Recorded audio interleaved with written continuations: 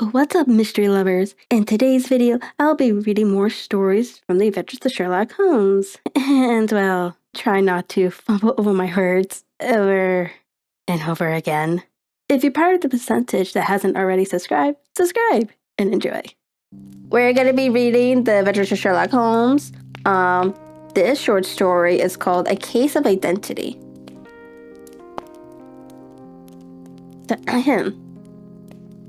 My dear fellow, said Sherlock Holmes, as we sat on either side of the fire in his lodgings at Baker Street. Life is infinitely stranger than anything which the mind of man could invent.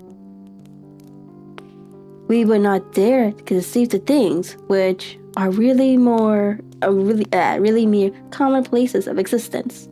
If we could fly out of that window, hand in hand, hover over this great city, gently remove the roofs, and peep in at the queer things which are going on, the strange coincidences, the plannings, the cross purposes, the wonderful chains of events, working through generations, and leading to the most accurate results. It would make all fiction, with its conventionalists and foreseen conclusions, most stale and unprofitable. And yet, I am not convinced of it, I answered. The cases which come to light in the papers are, as a rule, bold enough and vulgar enough. We have, in our police reports, realism pushed to its extreme limits, and yet the result is, it must be confessed, neither fascinating nor artistic. A certain selection and discretion must be used in producing a realistic effect, remarked Holmes. This is wanting in the police report, where more stress is laid, perhaps upon the platitudes of the magistrate than upon the details, which, to an observer, contain the vital essence of the whole matter. Depend upon it, there is something so unnatural as the commonplace. I smiled and shook my head. I can quite understand your thinking so, I said. Of course, in your position of unofficial advisor and helper to everybody who is absolutely puzzled. But throughout 3 continents, you are brought in contact with all that is strange and bizarre. But here, I picked up the morning paper from the ground. Let us put it to a practical test. Here is the first heading upon which I come. A husband's cruelty to his wife. Here is half a column of print, but I know without reading it that it is all perfectly familiar to me.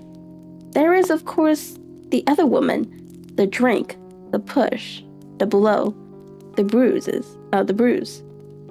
the sympathetic sister or landlady. The crudest of writers could invent nothing more crude. Indeed. Your example is an unfortunate one for your argument, said Holmes, taking the paper and glancing his eyes down it. This is the Dundas separation case, and as it happens, I was engaged in clearing up some small points in connection with it. The husband was a teetotaler. There was no other woman. And the conduct complained of was that he had drifted into the habit of winding up every meal be taking out his false teeth and hurling them at his wife, which, you will allow, is not an action likely to occur to the imagination of the average storyteller. Take a pinch of snuff, Doctor, and acknowledge that I have scored over you in your example. held out his snuff box of old gold with a great emerald in the center of the lid. Its splendor was in such contrast to his homely ways and simple life that I could not help commenting upon it. "Ah," said he, "I forgot that I had not seen you for some weeks. It is a little souvenir from the King of Bohemia in return for my assistance in the case of the I Read Idler papers." "And the ring?" I asked, glancing at a remarkable brilliance which sparkled upon his finger. It was from the reigning family of Holland, though the manner in which I served them was of such delicacy that I cannot confide it even to you, who have been good enough to chronicle one or two of my little problems. "And have you any on hand just now?" I asked with interest. "Some 10 or 12, but none which present any feature of interest. They are important, you understand, without being interesting.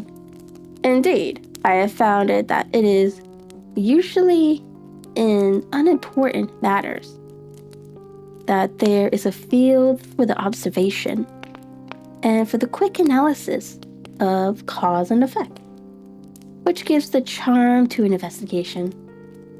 The larger crimes are apt to be simpler, for the bigger the crime, the more obvious, as a rule, is the motive.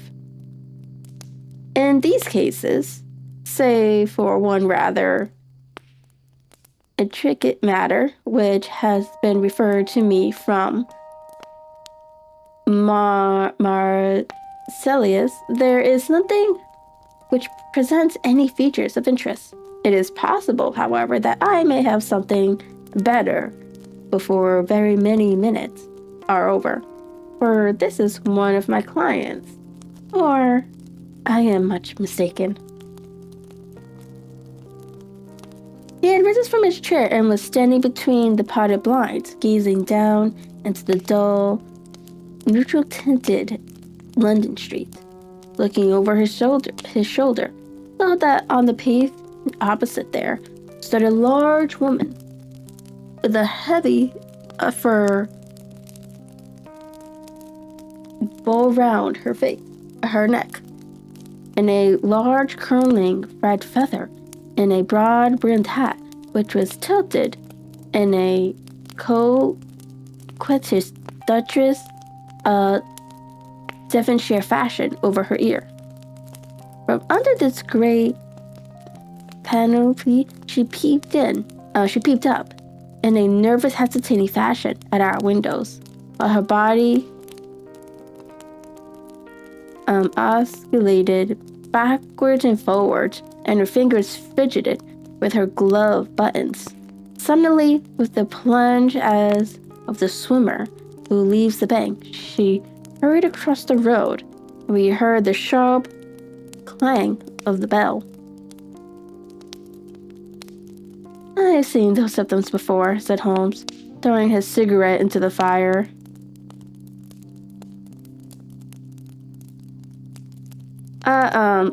Osculation upon the pavement always means effet duquia. She would like advice, but is not sure that the matter is not too delicate for communication. And yet, even here, we may discriminate. When a woman has been seriously wronged by a man, she no longer oscillates, and the usual symptom is a broken bell wire. Here we may take it that there is a love matter, but that the maiden is not so much angry as perplexed or grieved. But here she comes in person to resolve our doubts.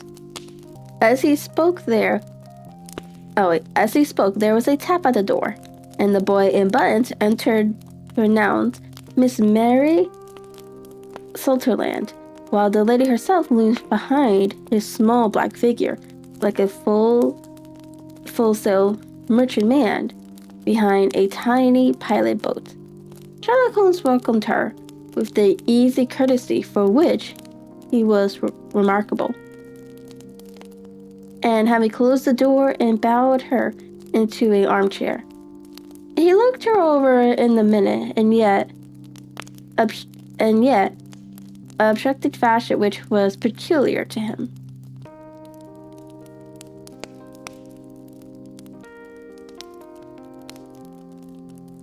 "Do you not find," he said, "that with your short sight, it is a little trying to do so much typewriting?" "I did at first," she answered, "but now I know where the letters are without looking."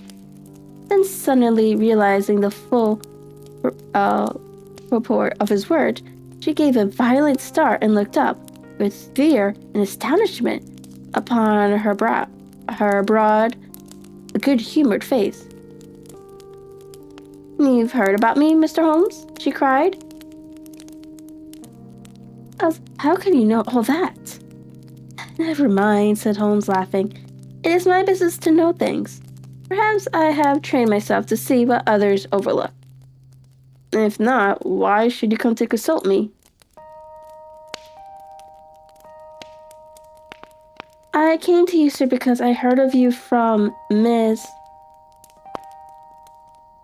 Etheridge, whose husband you found so easy when the police and everyone had given up for dead." "Oh, Mr. Holmes, I wish you would do as much for me. I am not rich, but still, I have 100 a year in my own right, besides the little that I make by the machine. I would give it all up to know what has become of Mr. Osmere Angel." "Why did you come to consult me in such a hurry?" asked Sherlock Holmes, with his fingertips together and his eyes to the ceiling.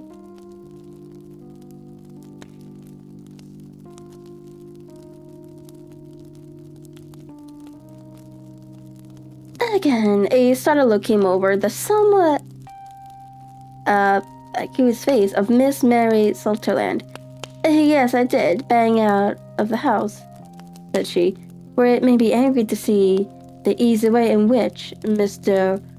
Winnebank, that is my father, took it all. He would not go to the police. He would not go to you.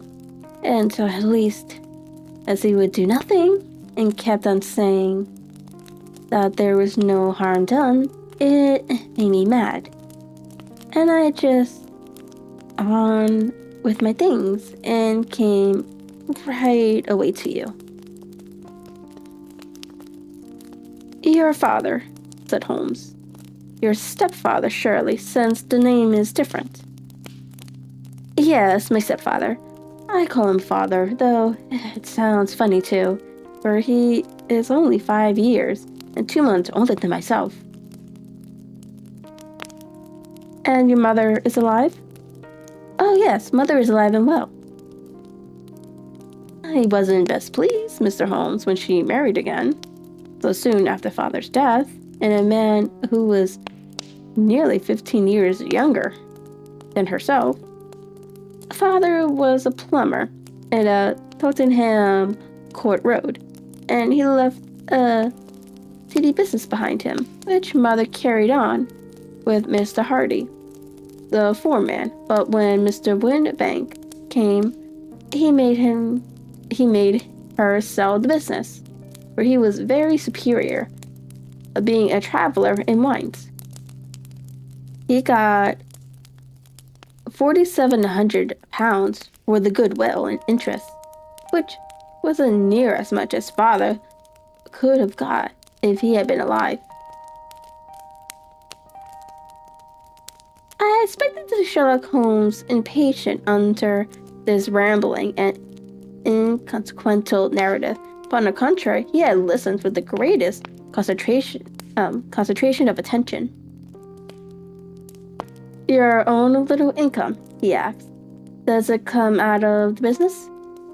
"Oh no, sir. It is quite separate and was left me by my uncle, Ned in Auckland. It is in New Zealand stock, paying 4.5%. £2,500 was the amount, but I can only touch the interest." "You interest me extremely," said Holmes. "And since you draw so large a sum as 100 a year, with what you earn into the bargain, you no doubt travel a little and indulge yourself in every way?" "I believe that a single lady can get on very nicely upon an income of about £60. "I could do with much less than that, Mr. Holmes. But you understand that as long as I live at home, I don't wish to be a burden to them. And so they have the use of the money just while I am staying with them. Of course, that is only just for the time.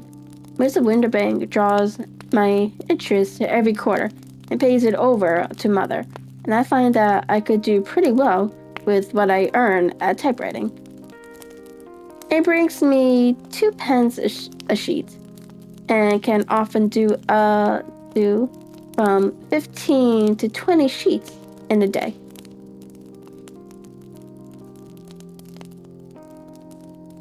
"You have made your position very clear to me," said Holmes. "This is my friend, Dr. Watson, before whom you can speak as freely as before myself. Kindly tell us now all about your connection with Mr. Hasmere Angel."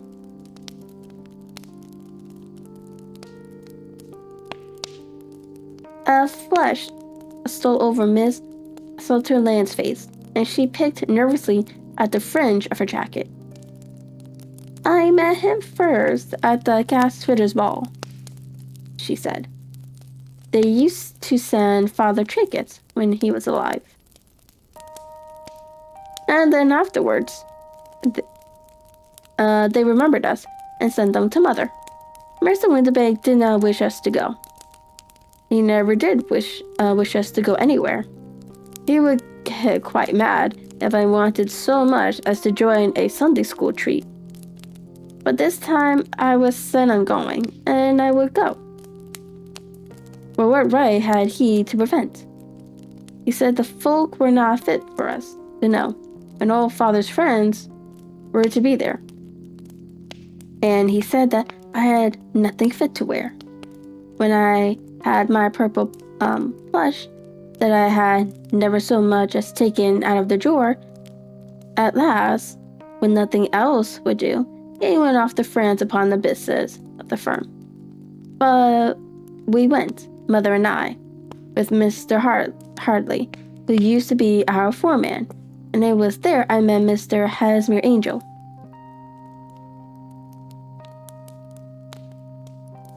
I suppose, said Holmes, that when Mr. Winterbank came back from France, he was very annoyed at your having gone to the ball? Oh, well, he was very good about it. He laughed, I remembered, and shrugged his shoulders, and said there was no use denying anything to a woman, for she would have her way. I see. Then, at the gasfitters' ball you met, as I understand, a gentleman called Mr. Hasmere Angel? Yes, sir. I met him that night, and he called next day to ask if we had got home all safe, and after that, we met him. That is the same, Mr. Holmes. I met him twice for walks, but after that, Father came back again, and Mr. Hasmere Angel could not come to the house anymore. No? Well, you know, Father didn't like anything of the sort. He wouldn't have any visitors if he could help it, and he used to say that a woman should be happy in her own family circle. But then, as I used to say to Mother, a woman wants her own circle to begin with, and I had not got mine yet. But how about Mr. Esmir Angel? Did he make no attempt to see you? Well, Father was going off to France again in a week, and Esmir wrote and said that it would be safer and better not to see each other until he had gone. We could write in the meantime, and he used to write every day. I took the letters in the morning, so there was no need for Father to know. Were you engaged to the gentleman at this time? Oh yes, Mr. Holmes. We were engaged after the first week that we took. Esmir, Mr. Angel, was a cashier in an office in Leadenhall Street and... What office? That's the worst of it, Mr. Holmes. I don't know.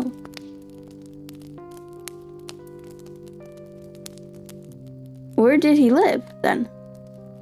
He slept on the premises. And you don't know his address? No, except that it was Leadenhall Street.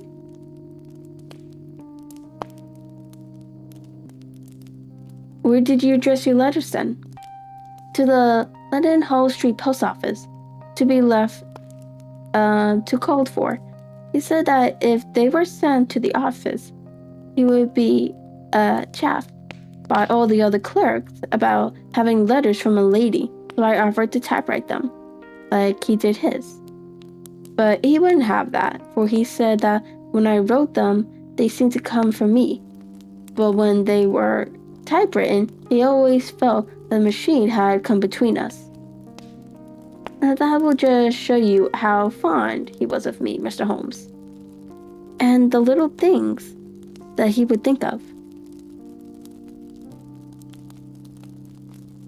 It was most suggestive, said Holmes. It has long been an axiom of mine that the little things are infinitely the most important. Can you remember any other little things about Mr. Esmir Angel?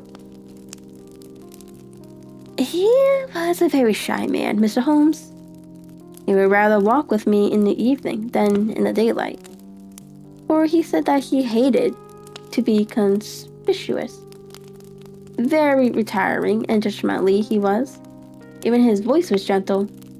He had the quinsy and swollen glands when he was young, he told me, and it had left him with a weak throat and a hesitating, whispering fashion of speech.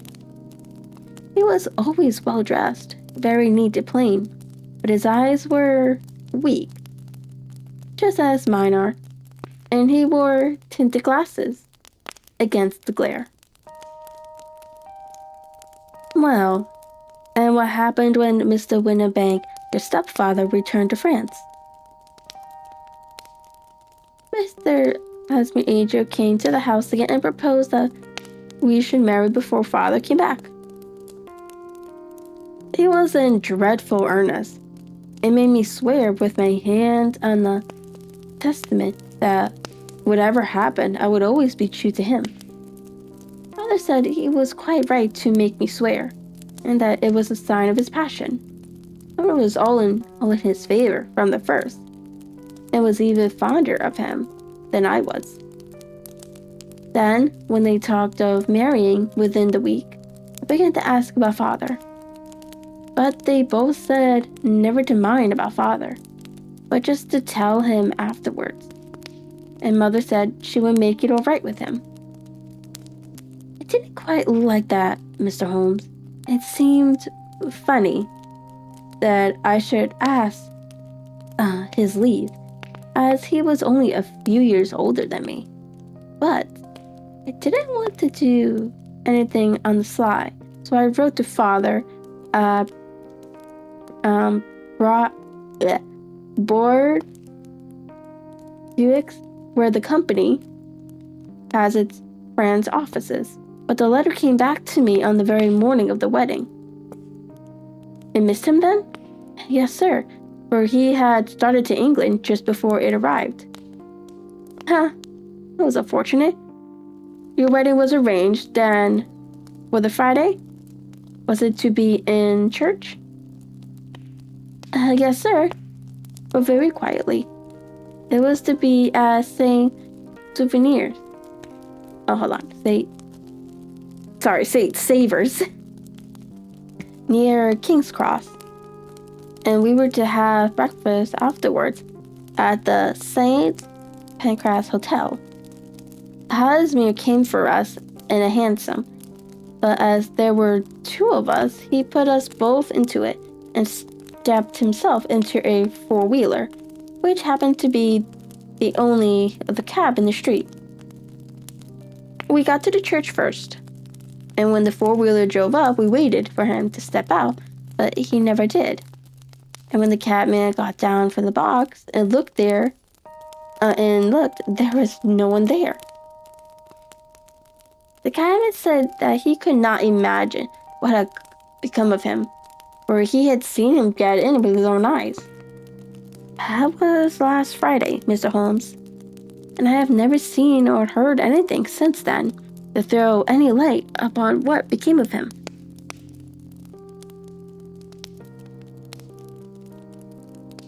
And it seems said to me that you have been very shamefully treated, said Holmes. Oh, no, sir. He was too good and kind to leave me so.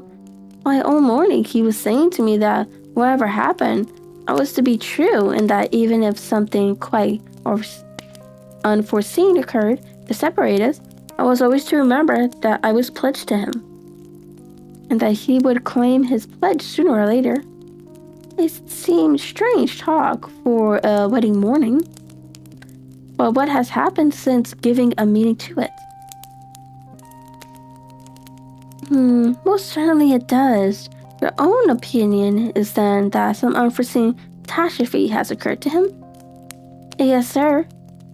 I believe that he foresaw some danger, or else he would not have talked so. And then I think that what he foresaw happened.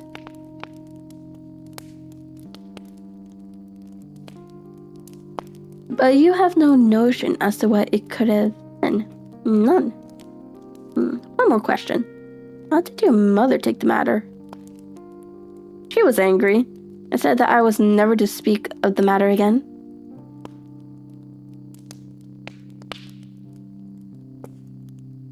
And your father? Did you tell him? Yes.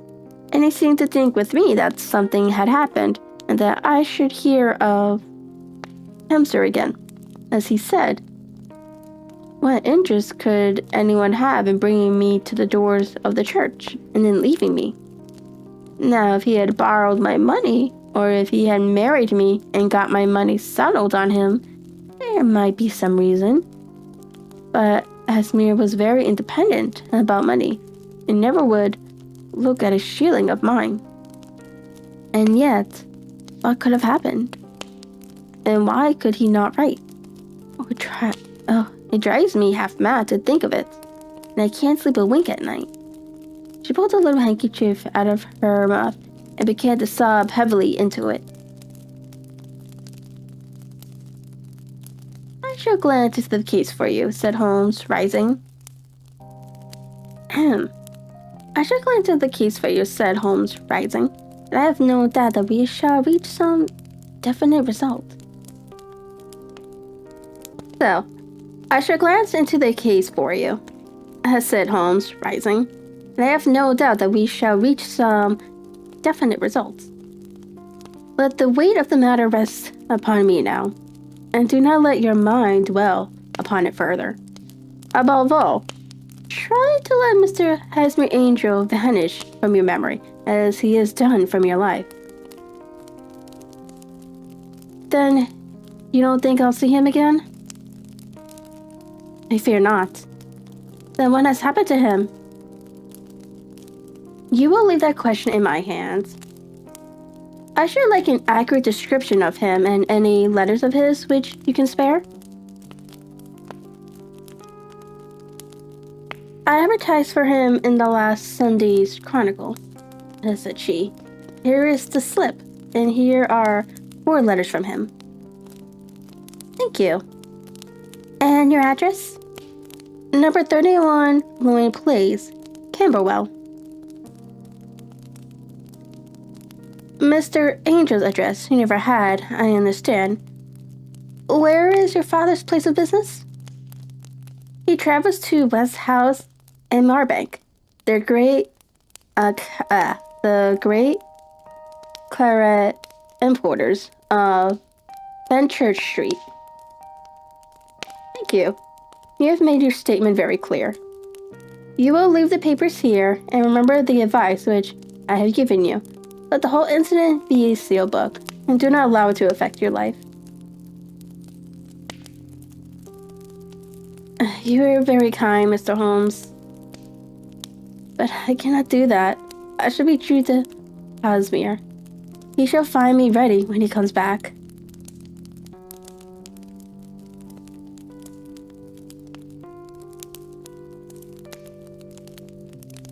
For all the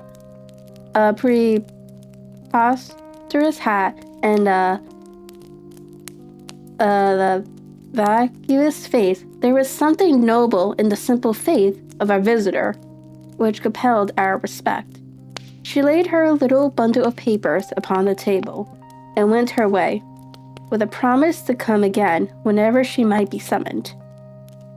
Sherlock Holmes sat silent for a few minutes with his fingers still pressed together, his legs stretched out in front of him, and his gaze directed upward to the ceiling. Then he took down from the rack the old and oily clay pipe, which was, to him, as a counselor, and having it lit, he leaned back in his chair, with the thick blue cloud wreaths spinning up from him, and a look of infinite languor in his face. Quite an interesting study, that maiden, he observed. I found her more interesting than her little problem, which, by the way, is rather a trite one. You will find parallel cases if you consult my index in Andover in 77, and there was something of the sort at the Ague last year. Old as is the idea, however, there were one or two details which were new to me. But the maiden herself was most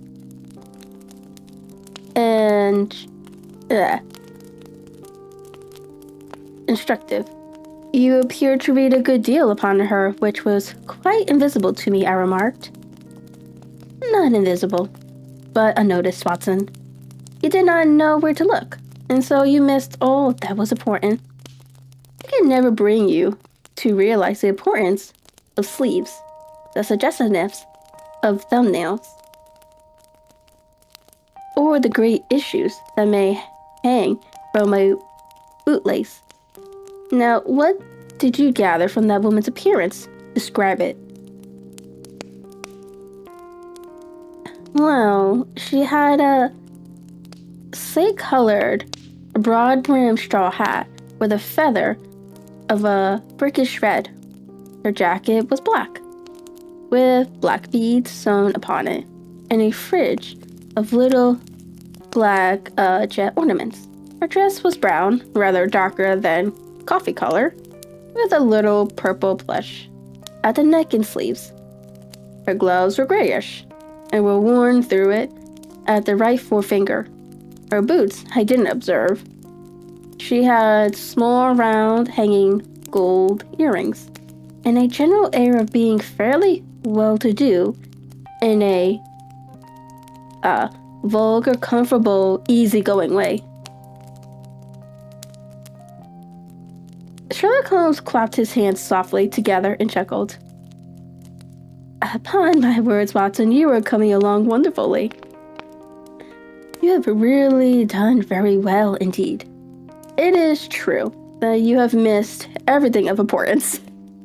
But you have hit upon the method, and you have a quick eye for color. Never trust to general impressions, my boy, but concentrate yourself upon details. My first glance is always at the woman's sleeve. In a man, it is perhaps better first to take the knee of the trousers. As you observe, this woman had plush on her sleeves, which is a most useful material for showing the traces. The double line a little above the wrist, where the typewrist presses against the table, was beautifully defined.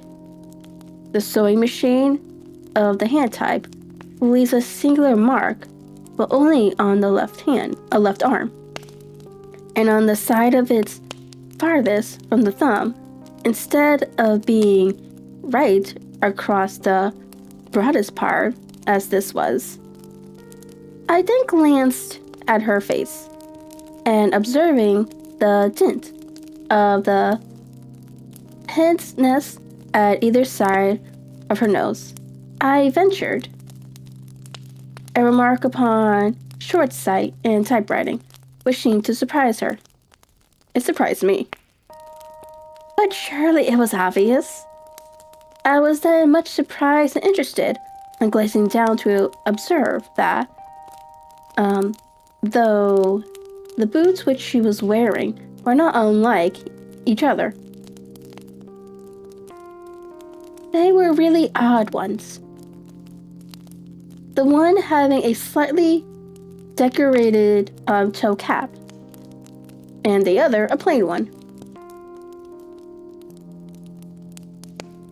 One was buttoned only in the 2 lower buttons out of 5, and the other at the 1st, 3rd, and 5th. Now, when you see that, a young lady, otherwise neatly dressed, has come away from home with odd boots, half buttoned, it is no great deduction to say that she came away in a hurry. And what else? I asked, keenly interested, as I always was, by my friend's incisive reasoning. I noticed, in passing, that she had written a note before leaving home, but after being fully dressed. You observed that her right glove was torn at the forefinger, but you did not apparently see that both glove and finger were stained with violet ink. She had written in a hurry and dipped her pen too deep. It must have been this morning, or the mark would not remain clear upon the finger. All this is amusing, rather elementary, but I must go back to business, Watson. Would you mind reading me the advertised description of Mr. Casimir Angel? I held the little printed slip to the light. Missing, it said. On the morning of the 14th, a gentleman named Casimir Angel, about 5 feet, 7 inches in height, strongly built, shallow complexion, black hair, a little bald in the center, bushy black side whiskers and mustache, tinted glasses, slightly infirmity of speech, was dressed, when last seen, in a black frock coat faced with silk, black a waistcoat, gold Albert chain, and gray hair with tweed trousers, with brown gaiters over elastic side boots, known to have been employed in an office in Leadenhall Street. Anybody bringing? That will do, said Holmes. As to the letters, he continued, glancing over them, they are very commonplace, absolutely no clue in them. To Mr. Angel, think that he quoted Lasek once.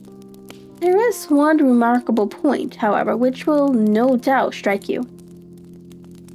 They are typewritten, I remarked. Not only that, but the signature is typewritten.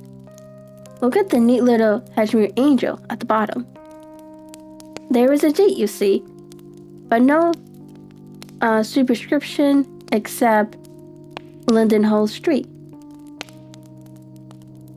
which is rather vague. The point about the signature is very suggestive. In fact, we may call it conclusive. Of what? My dear fellow, is it possible you do not see how strongly it bears upon the case? I cannot say I do, unless it were that he wished to be able to deny his signature if an action for breach of promise were instituted? No, that was not the point. However, I shall write 2 letters, which should settle the matter. One is to a firm in the city. The other is to the young lady's stepfather, Mr. Winnebank, asking him rather he can meet us here at 6 o'clock tomorrow evening. It is just as well that we should do business with the male relatives. And now, Doctor, we can do nothing until the answers to those letters come. So, we may put a little problem upon the shelf for the interim. I had so many reasons to believe in my friend's little powers of reasoning and extraordinary energy in action that I felt that he must have some solid grounds for the assured and easy demeanor with which he treated the singular mystery which he had been called upon to fathom. Once only had I known him to fail in the case of the King of Bohemia and of the Iron Adler photograph. But when I look back to the weird business of the Sign of 4 and extraordinary circumstances connected with the study in scarlet, I felt that it would be a strange tangle indeed, which he would not unravel. I left him then, though puffing at his black clay pipe, which with the conviction that when I came again on the next evening, I would find that he held in his hands all the clues which would lead up to the identity of the disappearing bridegroom of Miss Mary Shetlerland. A professional case of grave gravity was engaging my own attention at the time, and the whole of next day I was busy at the bedside of the sufferer. It was not until close upon 6 o'clock that I found myself free and was able to spring into a hansom and drive to Baker Street, half afraid that I might be too late to assist the denouement of the little mystery. I found Sherlock Holmes alone, however, half asleep with his long, thin form curled up in the recess of his armchair. A formidable array of bottles and test tubes, with the legit cleanly smell of hydrochloric acid, told me that he had spent his day in the chemical work which was so dear to him. Well, have you solved it? I asked as I entered. Yes. Yes, it was the bisulfate of baryta. No, the mystery, I cried. Oh, that. I thought of the salt that I may have been working upon. There was never any mystery in the matter, although, as I said yesterday, some of the details are of interest. The only drawback is that there is no law, I fear, that can touch the scoundrel. Who was he, then? And what was his object? What was his object in deserting Miss Sutherland? The question was hardly out of the mouth, and Holmes had not yet opened his lips to reply when he heard a heavy footfall in the passage and a tap at the door. This is the girl's stepfather, Mr. James Winnebank, said Holmes. He has written to me to say that he would be here at 6. come in." The man who entered was a sturdy, middle-sized fellow, some 30 years of age, clean-shaven and shallow-skinned, with a bland and situating manner, and a pair of wonderfully sharp and penetrating gray eyes. He shot a questioning glance at each of us, placed his shiny top hat upon the sideboard, and with a slight bow, slid down into the nearest chair. "Good evening, Mr. James Winterbrink," said Holmes. "I think that this typewritten letter is from you, in which you made an appointment with me for 6 o'clock.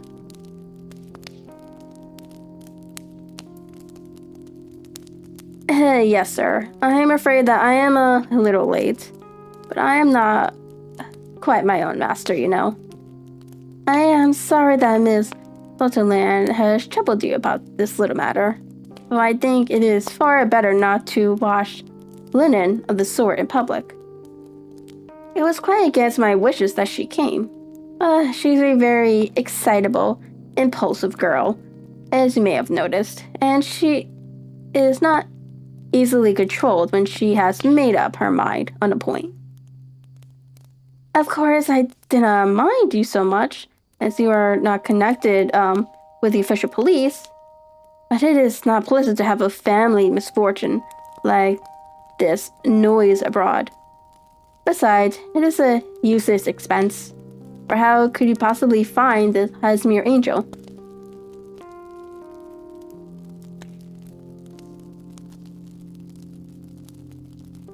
On the contrary, said Holmes quietly, I have every reason to believe that I will succeed in discovering Mr. Hasmere Angel. Mr. Winterbank gave a violent start and dropped his gloves. I am delighted to hear it, he said.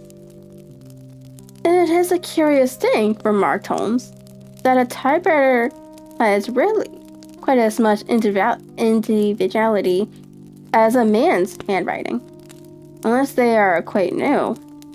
No two of them write exactly alike. Some letters get more worn than others, and some wear only on one side. Now, you remark in this note of yours, Mr. Winterbank, that in every case there is a little slurring over the E's and a slight defect in the tail of the R. There are 14 other characteristics, but those are the more obvious. We do all our correspondence with this machine at the office, and no doubt it is a little worn, our visitor answered, glancing cleanly at Holmes with his bright little eyes. And now I will show you what is really a very interesting study, Mr. Winterbank, Holmes continued.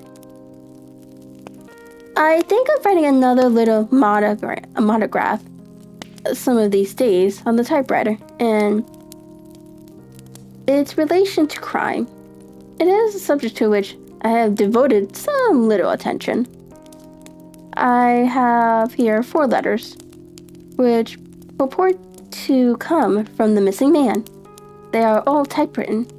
In each case, not only are the E's slurred and the R's tailless, but you will observe, if you care to use my magnifying glass, that the 14 other characteristics to which I have alluded are there as well.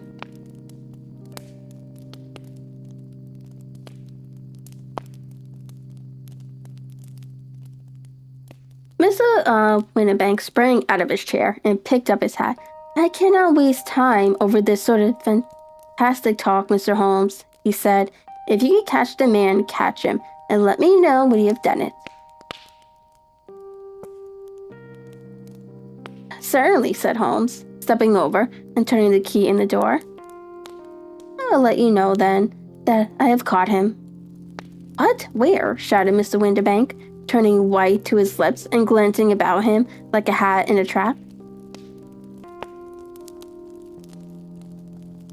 Oh, it won't do, really it won't, said Holmes.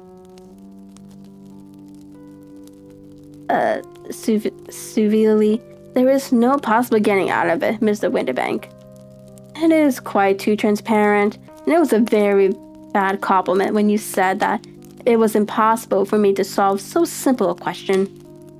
That's right, sit down and let us talk it over. Our visitor collapsed into a chair with a ghastly face and a glitter of moisture on his brow. It not actionable, he stammered. I am very much afraid that it is not, but between ourselves, Windibank. It was as cruel and selfish and heartless a trick, in a petty way, as ever came before me. Now let me just run over the course of the event, and you will contradict me if I go wrong. The man sat huddled up in his chair, with his head sunk up upon his breast, like one who was utterly crushed. Holmes stuck his feet up on the counter, on the corner of the mantelpiece, and leaning back with his hands in his pockets, began talking rather to himself, as it seemed, than to us. The man married a woman very much older than himself for her money, said he, and he enjoyed the use of the money of the daughter as long as she lived with them. It was a considerable sum for people in their positions, and the loss of it would have made a serious difference. It was worth an effort to preserve it. The daughter was of a good, amiable disposition, but affectionate and warm-hearted in her ways, so that it was evident that with her fair personal advantages and her little income, she would not be allowed to remain single long. Now, her marriage would mean, of course, the loss of 100 a year. But what does her stepfather do to prevent it? He takes the obvious course of keeping her at home and forbidding her to seek the company of people of her own age. But soon he found that would not answer forever. She became festive, insisted upon her rights, and finally announced positive intentions of going to a certain ball. What does her clever stepfather do then? He conceives an idea more creditable to his head than to his heart. With the connivance and assistance of his wife, he disguised himself, covered those keen eyes with tinted glasses, and masked the face with a mustache and a pair of bushy whiskers.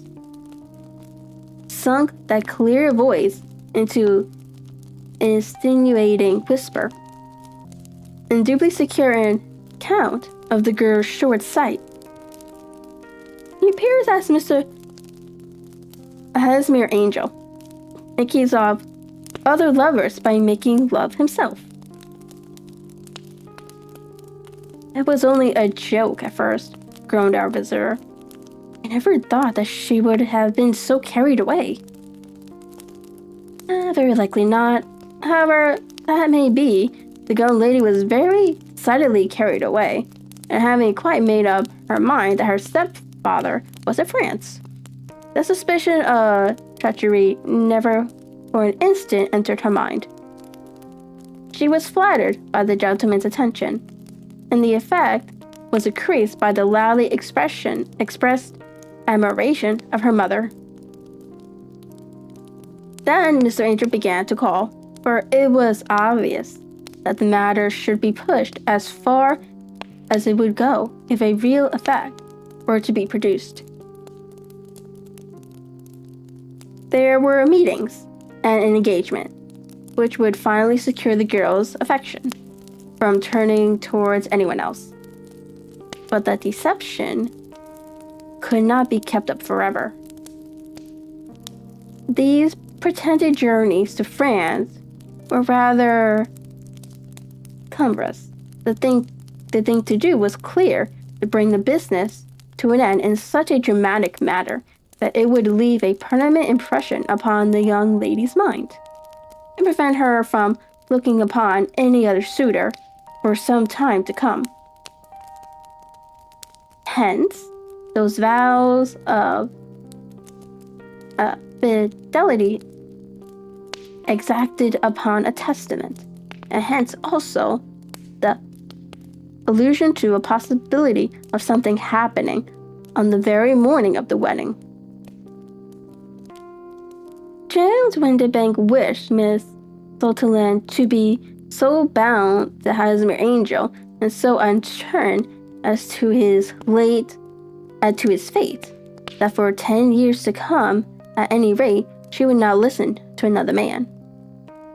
As far as the church doors, he brought her, and then, as he could go no farther, he conveniently vanished away, by the old trick of stepping in at one door of a four-wheeler and out at the other.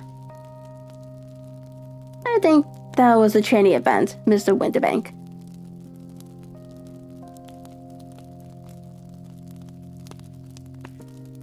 Our visitor had recovered something of his assurance while Holmes had been talking, and he rose from his chair now with a cold sneer upon his pale face. "It may be so, or it may not, Mr. Holmes," said he, "but if you are so very sharp, you ought to be sharp enough to know that it is you who are breaking the laws now, and not me.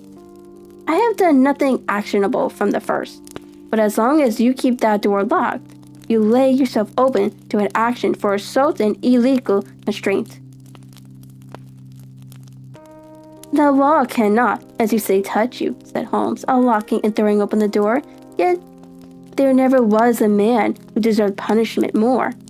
If the young lady has a brother or a friend, he ought to lay a whip across your shoulder.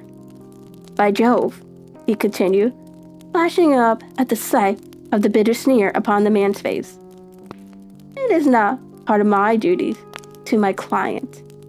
But here's a hunting crop handy, and I think I shall just treat myself too." He took 2 swift steps to the whip, but before he could grasp it, there was a wild clatter of steps upon the stairs. The heavy hall door banged, and from the window we could see Mr. James Windibank running at the top of his speed down the road. "There's a cold-blooded scoundrel," said Holmes, laughing, as he threw himself down into his chair once more.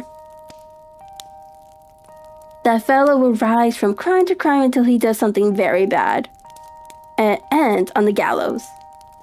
The case has, in some respects, been not entirely devoid of interest."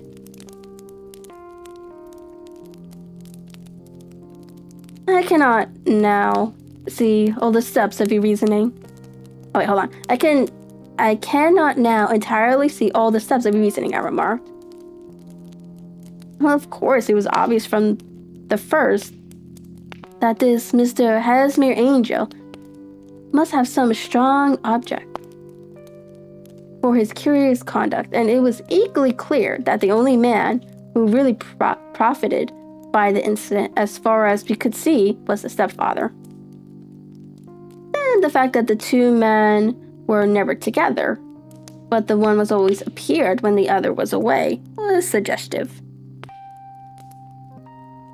So, for the tinted spectacles and the curious voice, which both hinted at a disguise, as did the bushy whiskers, my suspicions were all confirmed by this peculiar action in typewriting his signature, which, of course, inferred that his handwriting was so familiar to her that she would recognize even the smallest sample of it. You see, all these isolated facts, together with many minor ones, all pointed in the same direction. "And how did you verify them?" "Having once spotted my man, it was easy to get corroboration. I knew the firm for which this man worked. haven't taken the printed descriptions. I imitated everything from it, which could be the result of a disguise. The whiskers, the glasses, the voice. And I sent it to the firm, with a request that they would inform me whether it answered to the description of any of their travelers. I had already noticed the peculiarities of the typewriter, and I wrote to the man himself at his business address, asking him if he would come here. As I expected, his reply was typewritten and revealed the same trivial but characteristic defects. The same post brought me a letter from West House and Mar Bank of Fenchurch Street to say that the description tailed in every respect, but that of their employee, James Windibank. Vala Tapp and Miss Sutherland? If I tell her, she'd not believe me.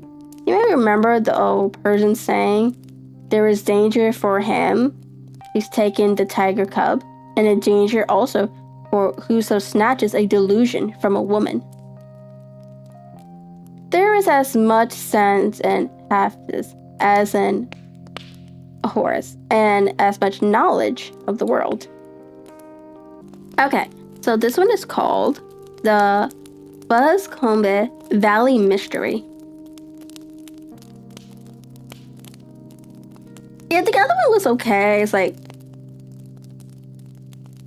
I just felt like it was one of those stories in where like the parents wanted to keep the girl to themselves because of the money. By that I mean the father.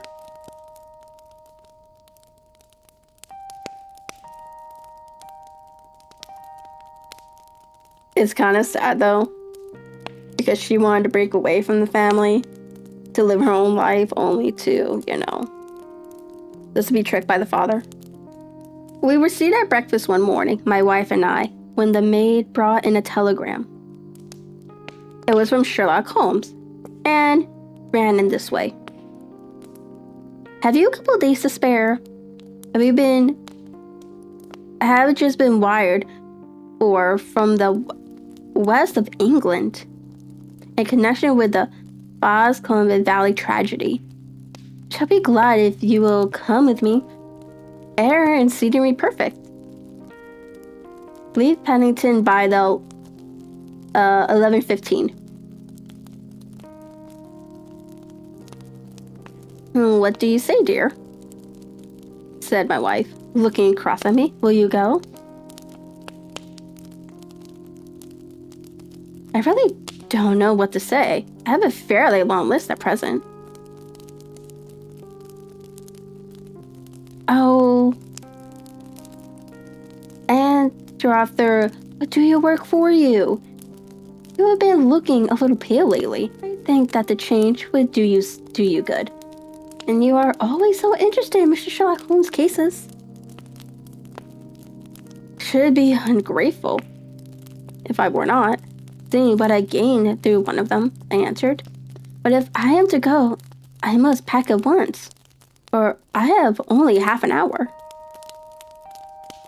My experience of camp life in Afghanistan had at least had the effect of making me a prompt and ready traveler. My wants were few and simple, so that in less than the time stated, I was in a cab with my valise rattling away to Paddington Station. Sherlock Holmes was pacing up and down the platform, his tall, gaunt figure made even grunter, and tall by his long gray traveling cloak and close-fitted cloth cap. It is very good of you to come, Watson, said he. It makes a considerable difference to me, having someone with me on whom I can thoroughly rely. Local aid is always either worthless or else biased. If you keep the two corner seats, I should get the tickets. We had the carriage to ourselves, save for an immense litter of papers which Holmes had brought with him. Among these were image and read with intervals of note-taking and of meditation, until we were past reading. Then he suddenly rolled all into a gigantic ball and tossed them up onto the rack. Have you heard anything of the case? He asked. Not a word. I have not seen a paper for some days. The London press has not had very full accounts. I've just been looking through all the recent papers in order to master the particulars. It seems, from what I gather, to be one of those simple cases which are so extremely difficult. That sounds a little paradoxical. But it is profoundly true. Singularity is almost invariably a clue. The more featureless and commonplace a crime is, the more difficult it is to bring it home. In this case, however, they have established a very serious case against the son of the murdered man. It is a murder, then. Well, it is conjecture to be so. I shall take nothing for granted until I have the opportunity of looking personally into it. I will explain the state of things to you, as far as I have been able to understand it, in a very few words. Boscombe Valley is a country district not very far from Ross in Herefordshire. The largest landed proprietor in that part is a Mr. John Turner, who made his money in Australia. Hold on, no, not Australia.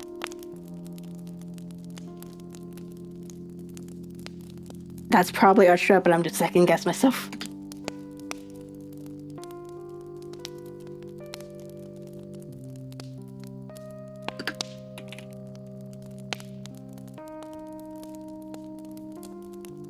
Yes, that is Australia. Okay.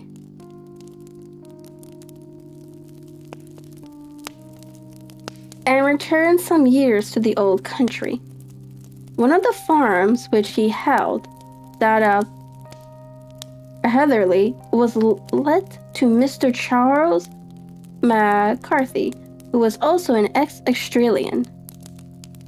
The men had known each other in the colonies, so that it was not unnatural that when they came to settle down, they should do so as near each other as possible. Turner was apparently the richer man, so Mr. Carthy became his tenant, but still remained, it seems, upon terms of perfect equality, as they were frequently together.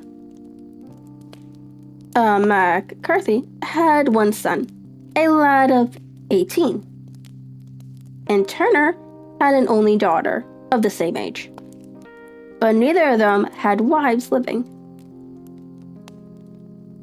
They appear to have avoided the society of the neighboring English families, and to have led retired wives, though both the McCarthys were fond of sports and were frequently seen at the race meetings of the neighborhood.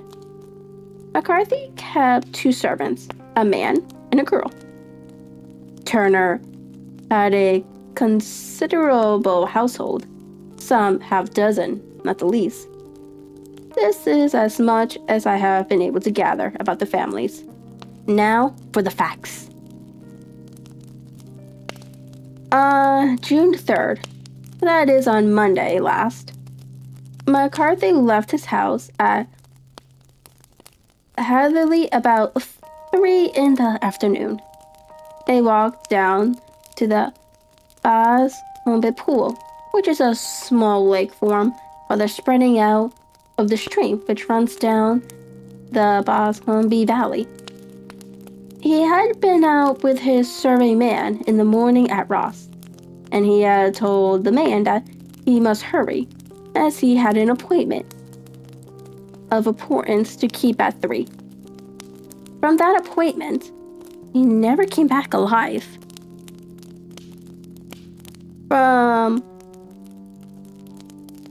Heavily farmhouse to the Boscombe pool is a quarter of a mile, and 2 people saw him as he passed over his ground. One was an old woman, whose name is not mentioned, and the other was William Crowder, a gamekeeper in the employ of Mr. Turner. Both these witnesses deposed that Mr. McCarthy was walking alone. The gamekeeper adds that within a few minutes of his seeing Mr. McCarthy pass, he had seen his son, Mr. James McCarthy, going the same way with a gun under his arm. To the best of his belief, the father was actually in sight at the time, and the son was following him. He thought no more of the matter until he heard in the evening of the tragedy that had occurred. The 2 McCarthys were seen after the time when William Crowder, the gamekeeper, lost sight of them. The Boscombe pool is thickly wooded around, with just a fringe of grass and of reeds round the edge. A girl of 14, Patience Moran, who is the daughter of the lodgekeeper of the Boscombe Valley estate, was in one of the woods picking flowers. She states that while she was there, she saw at the border of the woods and close by the lake Mr. McCarthy and his son, and that they appeared to be having a violent quarrel. She heard Mr. McCarthy, the elder, using very strong language to his son, and she saw the latter raise up his hands as if to strike his father. She was so frightened by their violence that she ran away and told her mother when she reached home that she had left the 2 Mr. McCarthys quarreling near Boscombe pool, and that she was afraid that they were going to fight.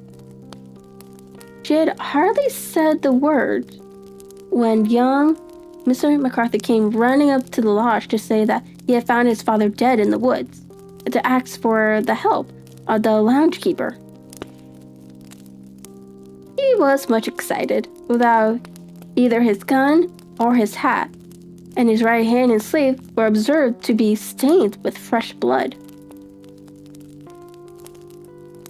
On following him, they found the dead body stretched out upon the grass beside the pool. The head had been beaten in by repeated blows of some heavy and blunt weapon. The injuries were such as might very well have been inflicted by the butt head of his son's gun, which was found laying on the grass within a few paces of the body. Under these circumstances, the young man was instantly arrested, and a verdict of willful murder having been returned at the inquest on Tuesday. He was on Wednesday brought before the magistrate at Ross, who had referred the case to the next assizes. Those are the main facts of the case as they come out before the coroner and the police court. I could hardly imagine a more damning case, I remarked. If ever circumstantial evidence pointed to a criminal, it does so here.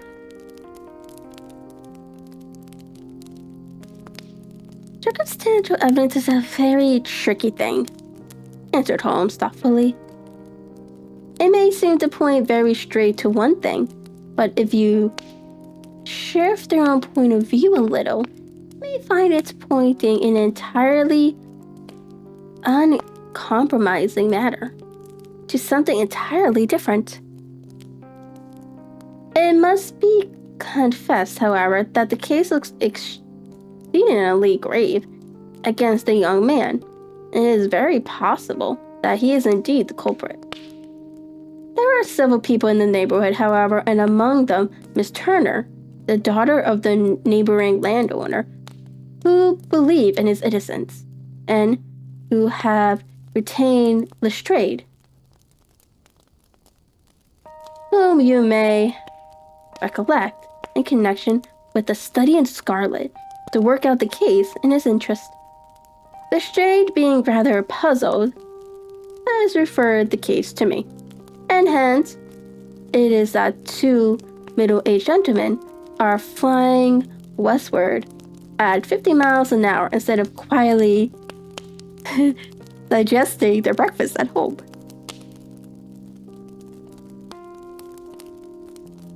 I am afraid, said I, that the facts are too obvious, that you will find little credit to be gained out of this case. There is something more deceptive than an obvious fact, he answered, laughing. Besides, you may chance to hit upon some other obvious facts, which may have been by no means obvious to Mr. Lestrade. You know me too well to think that I am boasting when I say that I shall either confirm or destroy his theory, by means which he is quite incapable of employing, or even of understanding. To take the first example to hand, I very clearly perceive that in your bedroom, the window is upon the right-hand side, and yet I question whether Miss Lestrade would have noted even so self-evident a thing as that.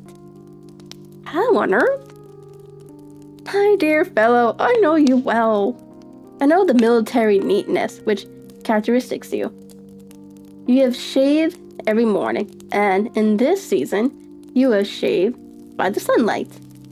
But since your shaving is less and less complete as we get further back on the left side, until it becomes positively slovenly as we get round the angle of the jaw, it is surely very clear that that side is less illuminated than the other. I cannot imagine a man of your habits looking at himself in an equal light and being satisfied with such a result. I only quote this as a trivial example of observation and inference. Therein lies my motivator, and it is just possible that it may be of some service in the investigation which lies before us. There are one or two minor points which were brought out in the inquest, and which are worth considering. What are they?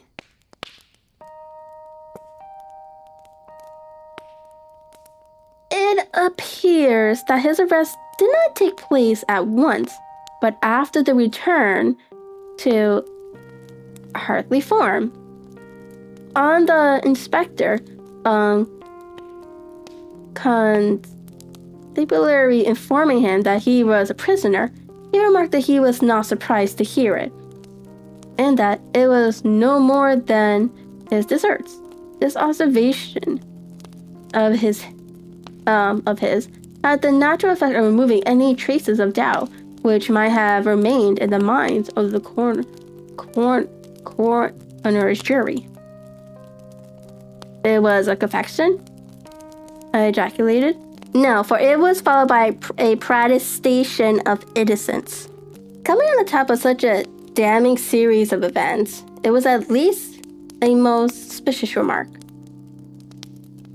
On the contrary, said Holmes, it is the brightest rift which I can at present see in the clouds.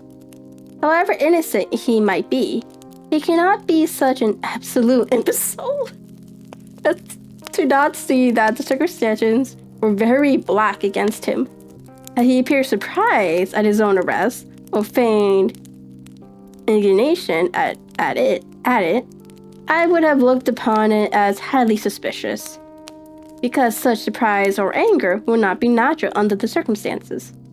and yet might appear to be the best policy to a scheming man. His frank acceptance of the situation marks him as either an innocent man or else as a man of considerable self-restraint and firmness. As to his remark about his deserts, it was also not unnatural if you consider that he stood beside the dead body of his father, and that there is no doubt that he had that very day so far forgotten his literal duty as to bandy words with him, and even according to the little girl whose evidence is so important, raise his hand as if to strike him. The self-reproach and contrition which are displayed in his remark appear to me to be the signs of a healthy mind rather than a guilty one. I shook my head. Many men have been hanged on far slighter evidence, I remarked. So they have, and many men have been wrongfully hanged. What is the young man's own account of the matter? It is, I am afraid, not very encouraging to his supporters, though. There are one or two points in which are suggestive. You will find it here, and may read it for yourself. He picked out from his bundle a copy of the local Herefordshire paper, and having turned down the sheet, he pointed out the paragraph in which the unfortunate man had given his own statement of what had occurred. I settled myself down in the corner of the carriage and read it very carefully. It ran this way. Mr. James McCarthy, the only son of the deceased, was then called and gave evidence as follows. I had been away from home for 3 days at Bristol, and had only just returned upon the morning of last Monday, the 3rd. My father was absent from home at the time of my arrival, and I was informed by the maid that he had driven over to Ross when John Cobb, the groom. Shortly after my return, I heard the wheels of his trap in the yard, and looking out of my window, I saw him get out and walk rapidly out of the yard, though I was not aware in which direction he was going. I then took my gun and strolled out in the direction of the Boscombe pool, with the intention of visiting the rabbit warren, which is upon the other side. On my way, I saw William Crowder, the gamekeeper, as he had stated in his evidence. But he is mistaken in thinking that I was following my father. I had no idea that he was in front of me. When about 100 yards from the pool, I heard a cry of "Koi," which was a usual signal between my father and myself. I then hurried forward and found him standing by the pool. He seemed to be much surprised at seeing me and asked me rather roughly what I was doing there. A conversation ensued, which led to high words and almost to blows, for my father was a man of a very violent temper.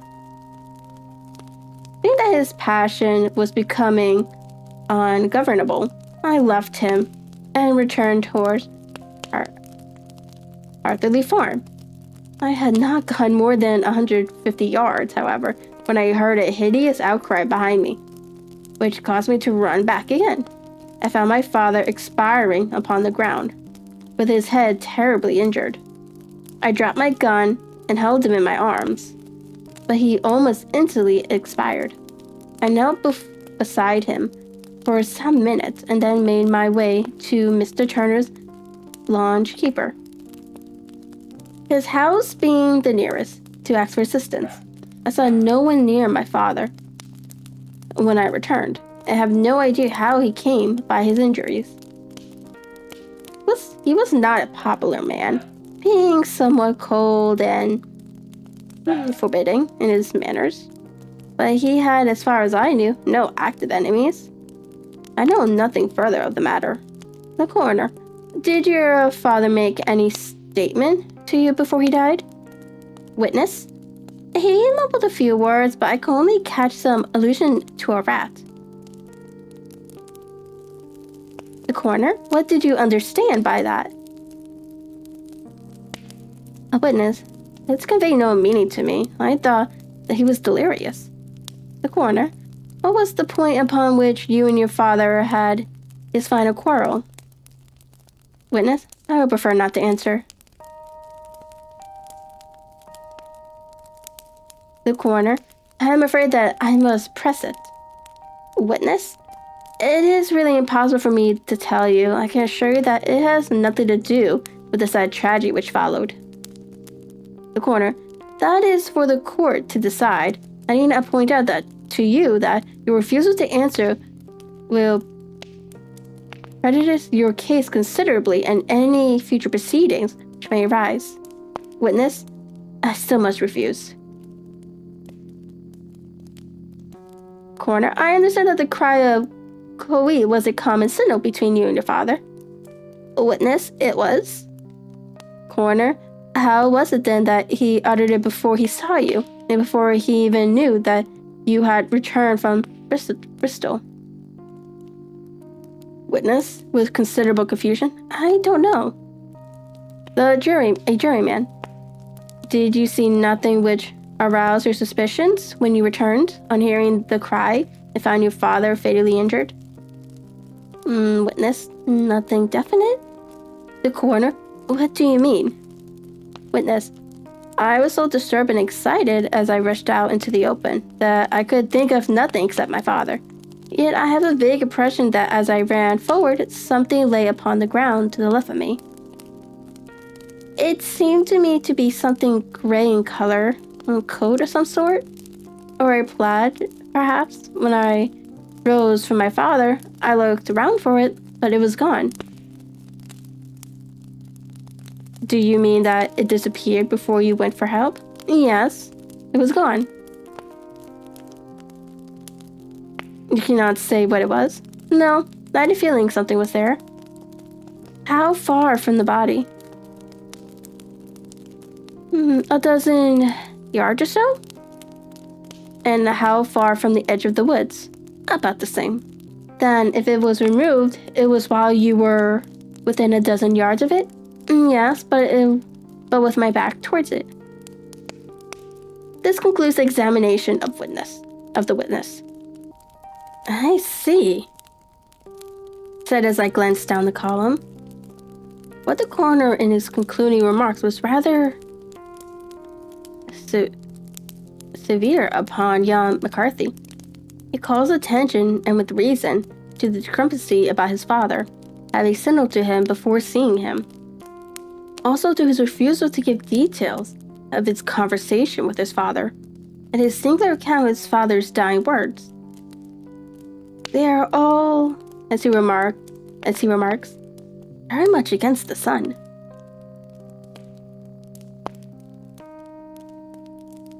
Holmes laughed softly to himself and stretched himself out upon the cushioned seat.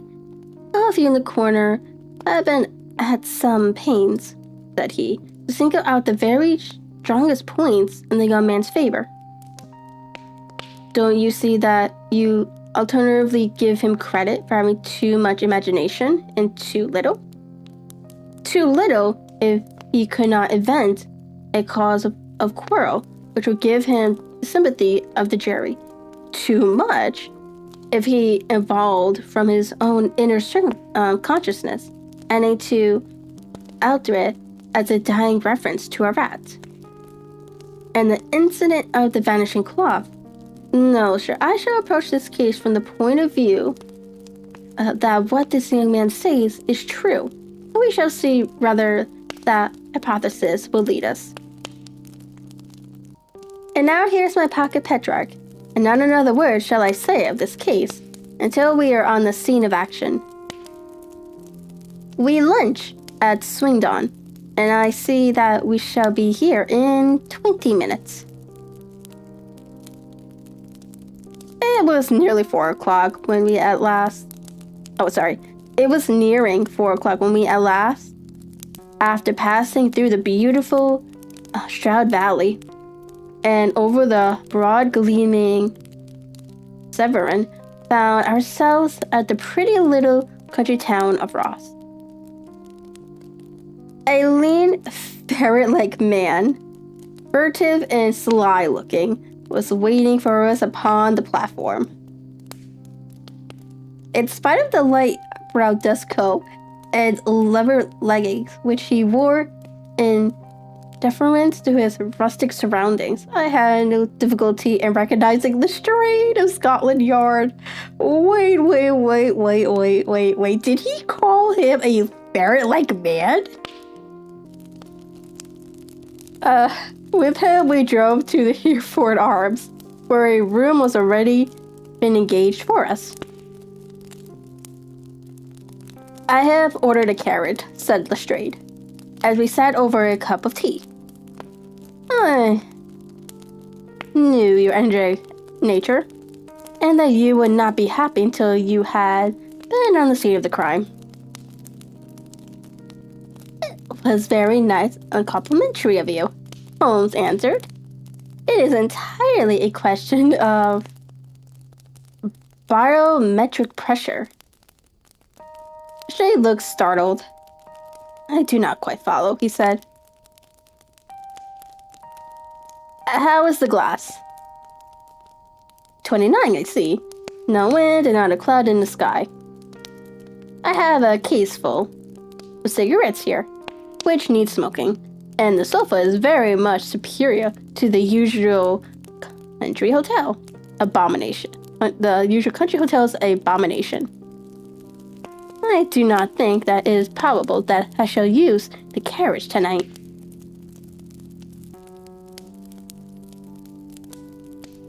Lestrade laughed and so gently. You have no doubt already formed your conclusion from the newspaper, he said. The case is plain as the pikestaff, and the more one goes into the plainer it becomes. The plainer it becomes. Still, of course, one can't refuse a lady, and such a very positive one, too. She has heard of you, and would have your opinion. Although I repeatedly told her that there was nothing which you could do which I had not already done. I bless my soul. Here is her carriage at the door. They had hardly spoken before there rushed into the room one of the most lovely young women I have ever seen in my life. Her violet eyes shining, her lips parted, pink flush upon her cheeks, all thought of her natural reserve lost in her overpowering excitement and concern. Oh, Mr. Sherlock Holmes, she cried, glancing from one to the other of us, and finally, with a woman's quick intuition, fastening upon my companion.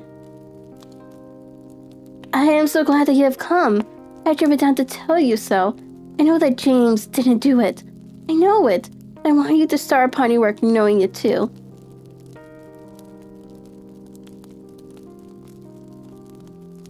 Never let yourself doubt upon that point. We have known each other since we were little children. I know his faults, as no one else does, but he is too tender-hearted to hurt a fly. Such a charge is absurd to anyone who really knows him. I hope we may clear him, Miss Turner, said Sherlock Holmes. You may rely upon my doing all that I can. But you have read the evidence. You have formed some conclusions? Do you not see some loophole, some flaw? Do you not yourself think that he is innocent?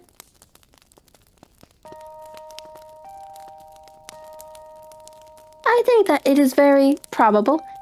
There now, she cried, throwing back her head and looking defiantly at Lestrade. You hear? He gives me hopes. Lestrade shrugged his shoulders. I am afraid that my colleague has been a little too quick in forming his conclusions, he said. He is right. Oh, I know that he is right. James never did it. And about his quarrels with his father, I am sure that the reason why he would not speak about it to a coroner was because I was concerned in it. In what way? Asked Holmes.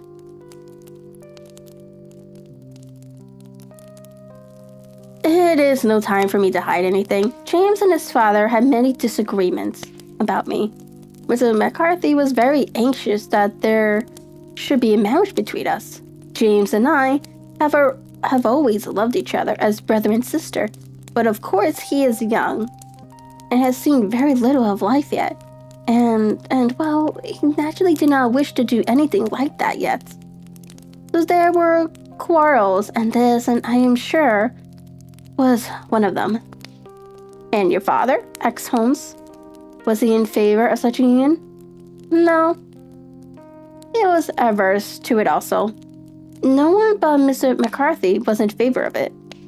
A quick blush passed over her fresh young face as Holmes shot one of his keen questioning glances at her.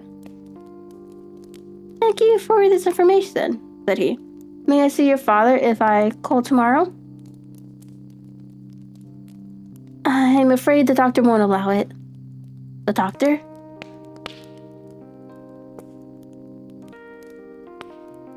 Yes, have you not heard? My poor father has never been strong for years back. But he has broken him down completely. He is taken to his bed, and Dr. Willow says that he is a wreck and that his nervous system is shattered. Mr. McCarthy was the only man alive who had known Dad in the old days. And Victoria. And Victoria. This is important. Yes, at the mines. Quite so. At the gold mines, where, as I understand, Mr. Turner made his money? Yes, certainly. Thank you, Miss Turner. You have been of material assistance to me. You will tell me if you have any news tomorrow? No doubt you will go to the prison to see James. Oh, if you do, Mr. Holmes, do tell him that I know him to be innocent. I will, Miss Turner. I must go home now, for Dad is very ill, and he misses me, so if I leave him, goodbye. And God help you in your undertaking. She hurried from the room as impulsively as she had entered, and we heard the wheels of a carriage rattle off down the street. I am ashamed of you, Holmes, said Lestrade with dignity after a few minutes of silence. Why should you raise hope which you are bound to disappoint? I am not over-tender of heart, but I call it cruel. I think that I see my way to clearing James McCarthy, said Holmes. Have you an order to see him in prison? Yes, but only for you and me.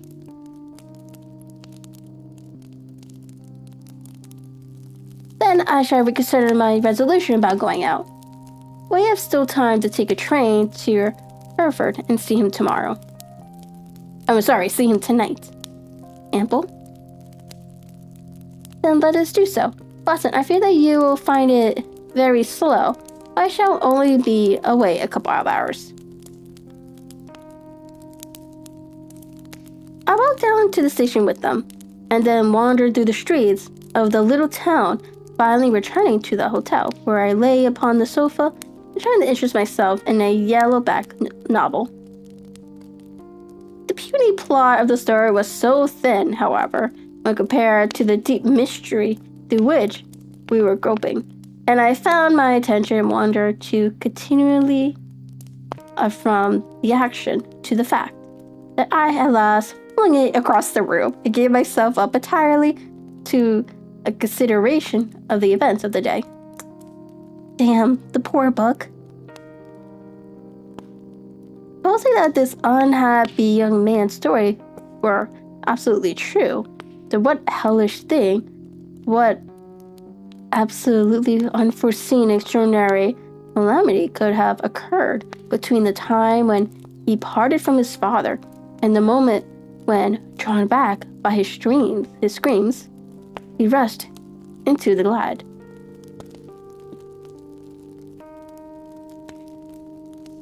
It was something terrible and deadly. What could it be? Why not? The nature of the injuries reveals something to my medical instincts. I rang the bell and called for the weekly country paper, which contained a verbatim account of the inquest. In the surgeon's disposition, it was stated that the posterior third of the left parietal bone and the left half of the occipital bone had been shattered by a heavy blow from a blunt weapon. I marked the spot upon my own head.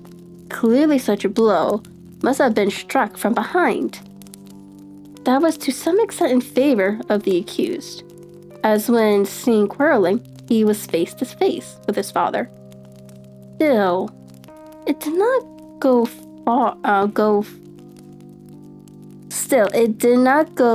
for very much, for the older man might have turned his back before the blow fell. Still, it might be worthwhile to call Holmes' attention to it. Then there was the peculiar dying reference to a rat. What could that mean? It could not be delirium. A dying man from a sudden blow does not commonly become delirious. No, it was more likely to be an attempt to explain how he met his fate. What could it indicate?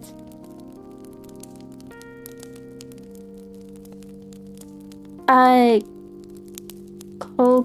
gallied my brain to find some possible explanation. Then the incident of the gray cloth seen by young McCarthy. If that were true, the murderer must have dropped some cloth of his dress, presumably his overcoat, in his flight, and must have had the hardihood to return and carry it away at the instant when the son was kneeling with his back turned not a dozen paces off. What a tissue of mysteries and improbabilities the whole thing was. I did not wonder at Lestrade's opinion, and yet I had so much faith in Sherlock Holmes' insight that I could not lose hope, as long as every fresh fact seemed to strengthen his conviction of young McCarthy's innocence. It was late before Sherlock Holmes returned. He came back alone, for Lestrade was staying in lodgings in the town. The glass still keeps very high, he remarked as he sat down. It is of importance that it should not rain before we are able to go over the ground. On the other hand, a man should be at his very best and keenest for such nice work as that. But I did not wish to do it when fagged by a long journey. I have seen young McCarthy. And what did you learn from him? Nothing. Could he throw no light? Not at all. I was inclined to think at one time that he knew who had done it and was screening him or her, but I am convinced now that he is as puzzled as anyone else. He is not a very quick-witted youth, though calmly to look at, and I should think sound of heart. I cannot admire his taste, I remarked. It is indeed a fact that he was averse to a marriage with so charming a young lady as Miss Turner.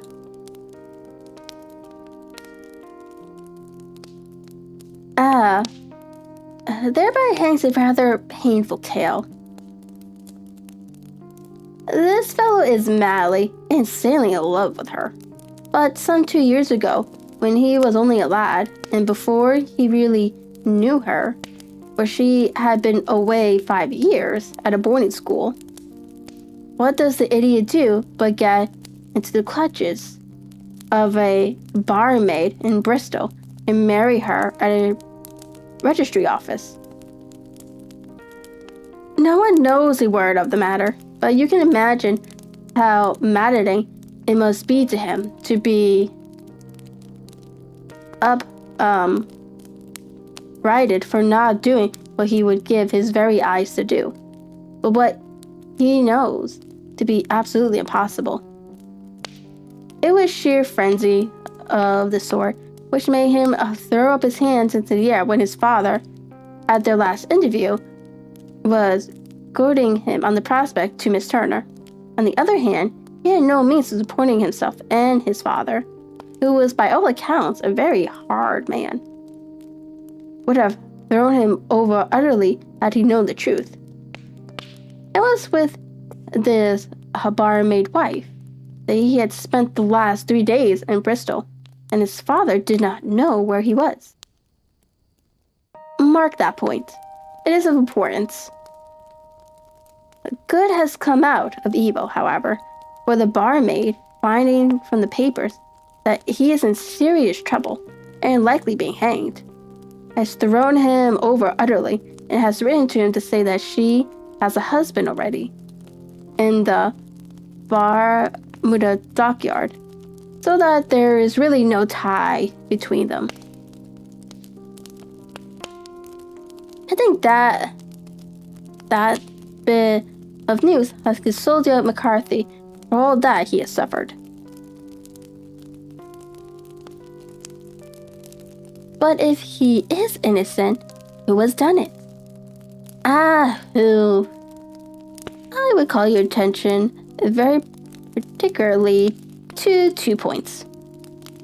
One is that the murdered man had an appointment with someone at the pool, and that the someone could not have been his son, for his son was away, and he did not know when he would return. The second is that the murdered man was heard to cry cooey before he knew that his son had returned. Those are the critical points upon which the case depends. And now let us talk about George Meredith, if you please, and we shall leave all minor matters until tomorrow. There was no rain, as Holmes had foretold, and the morning broke bright and cloudless. At 9 o'clock, Lestrade called for us with the carriage, and we set off for a Hatherley farm and a Boscombe pool. There is serious news this morning, Lestrade observed. It is said that Mr. Turner of the Hall is so ill that his life is despaired of. An elderly man, I presume, said Holmes. About 60, but his constitution has been shattered by his life abroad, and he has been in failing health for some time. This business has been a very bad effect upon him. He was an old friend of Mr. McCarthy, and I may add, a great benefactor to him, for I have learned that he gave him Arthurley Farm rent-free. Indeed, that is interesting, said Holmes. Yes. In 100 other ways, he has helped him. Everybody about here speaks of his kindness to him. Really, does it not strike you as a little singular that this McCarthy, who appears to have had little of his own, and to have been under such obligations to Turner, should still talk of marrying his son to Turner's daughter, who is presumably heiress to the estate? That is, and that in such a very pressure manner, as if it were merely a case of a proposal, and all else would follow. It is the more strange since we know that Turner himself was averse to the idea. The daughter told us as much. Do you not deduce something from that? We have got to the deduction that the inference said, the shade winking at me. I find it hard enough to tackle facts, Holmes, without flying away after theories and fancies. You are right, said Holmes, demurely. You do find it very hard to tackle the facts. Anyhow, I have grasped one fact which you seem to find it difficult to get a hold of, replied Lestrade, with some warmth.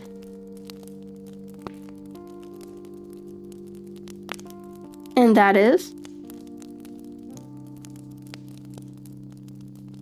that McCarthy Sr. met his death from McCarthy Jr. That all theories to the contrary are the merest moonshines. Well, moonshine is a brighter thing than fog, said Holmes, laughing, and I am very much mistaken that if this is not a Sherry farm upon the left. Yes, that it is. It was a widespread, comfortable-looking building.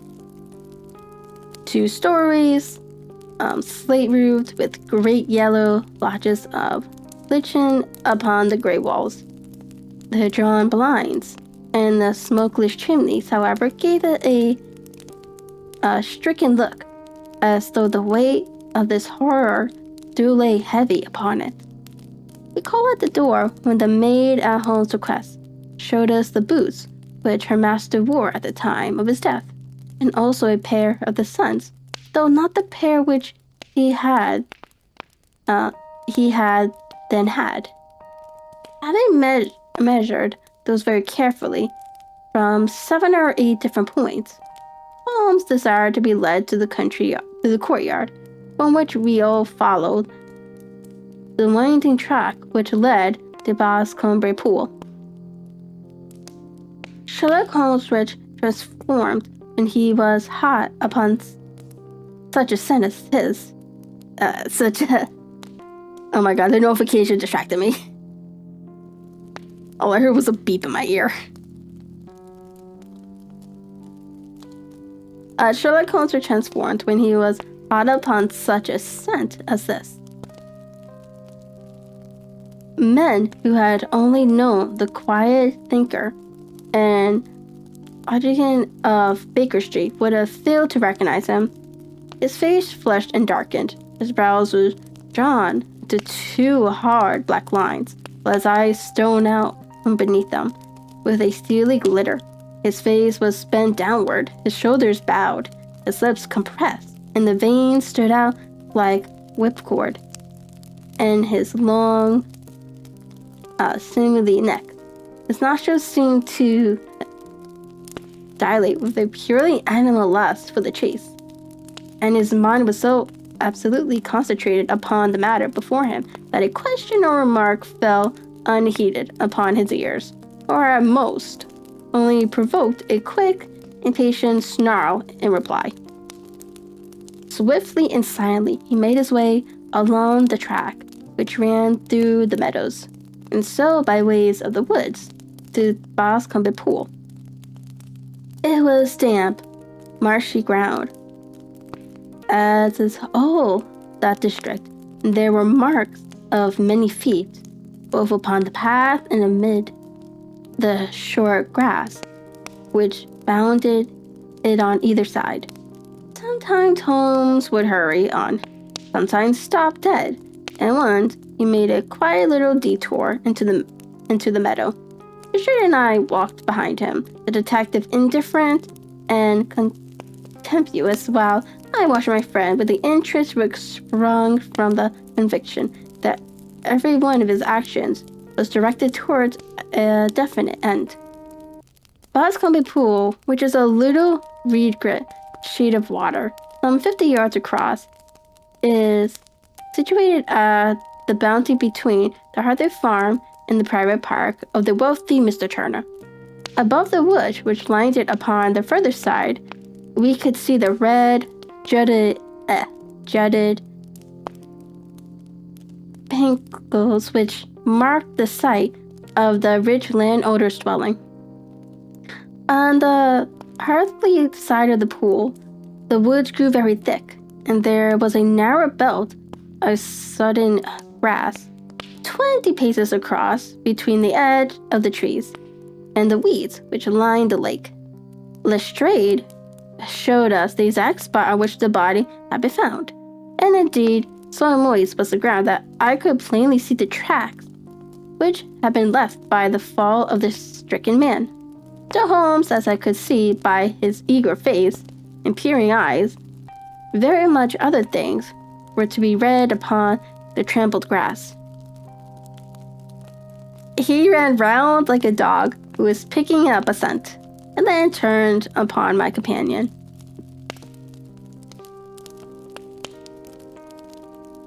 "What did you go into the pool for?" he asked. "I fished about with a rake. I thought there might be some weapon or other traces, but how on earth—" "Oh, tut, I have no time. That left foot of yours, with its inward twist, is all over the place. A mole could trace it, and there it vanishes among the reed. Oh, how simple it would all have been had I been here before they came like a herd of buffaloes and wallowed all over it. Here is where the party with the lodge keeper came.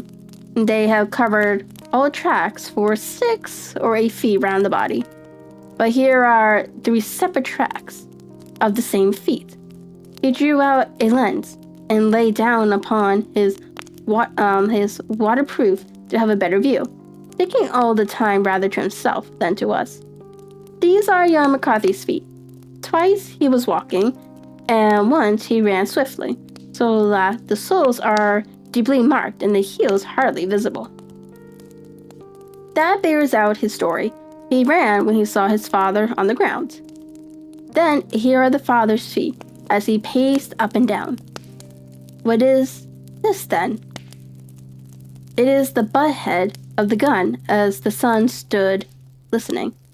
And this, haha, what have we here?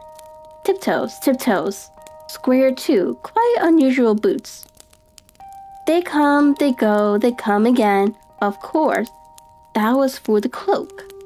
And now, where did they come from?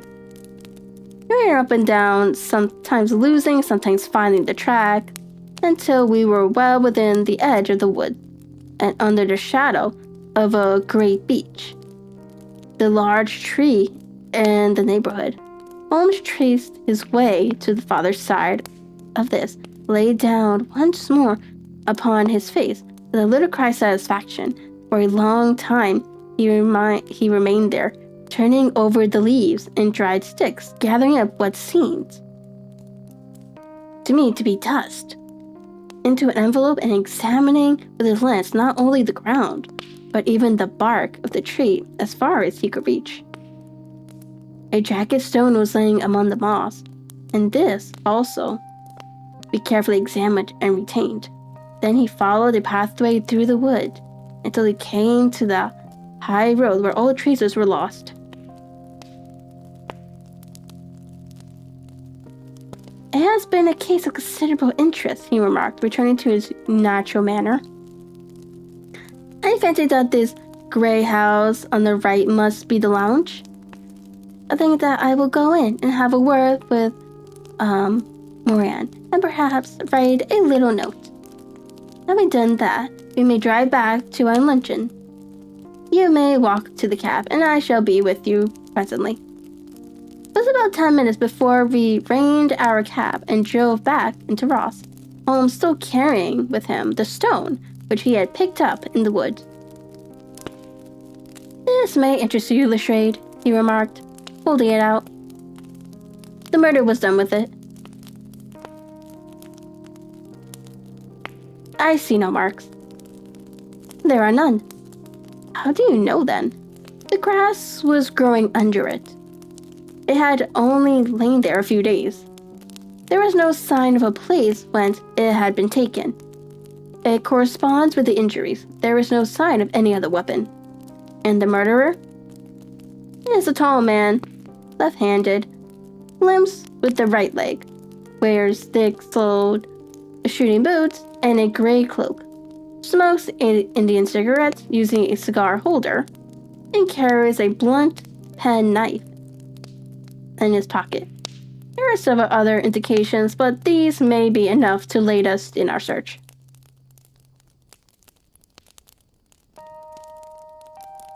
The straight laughed. I'm afraid that I am still a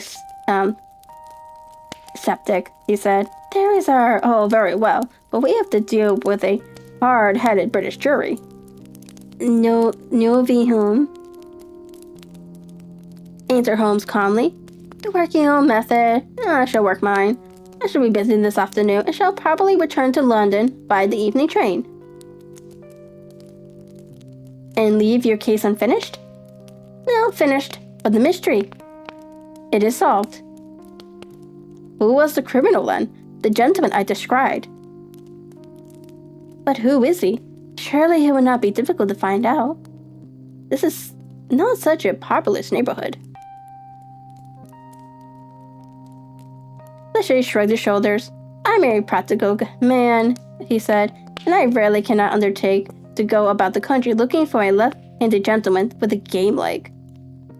I should become the laughingstock of Scotland Yard.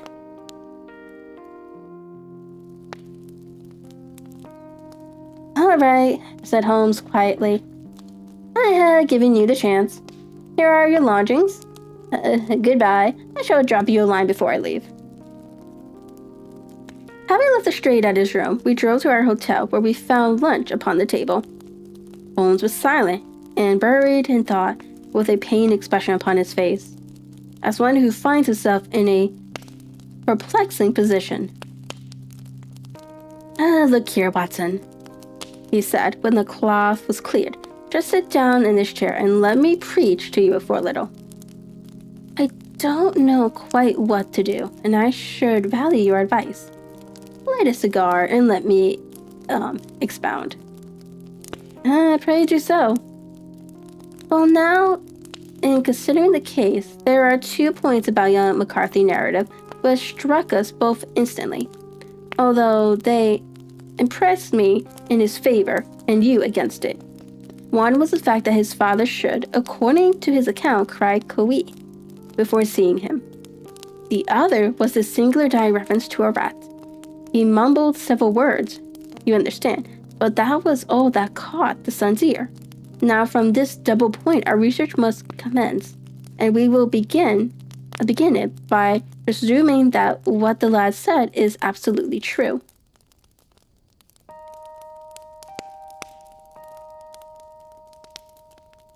What of this Cooee then? Obviously, it could not have been meant for the son. The son, as far as he knew, was in Bristol. It was mere chance that he was within earshot. The Cooee was meant to attract the attention of whoever it was that he had the appointment with. But Cooee is a distinctly Australian cry, and one which is used between Australians. There is a strong presumption that the person whom Mr. McCarthy expected to meet him at the Boscombe pool was someone who had been in Australia.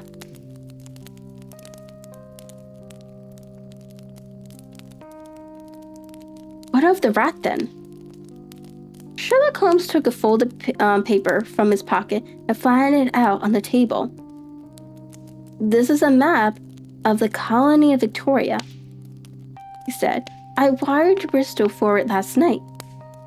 He put his hand over part of the map.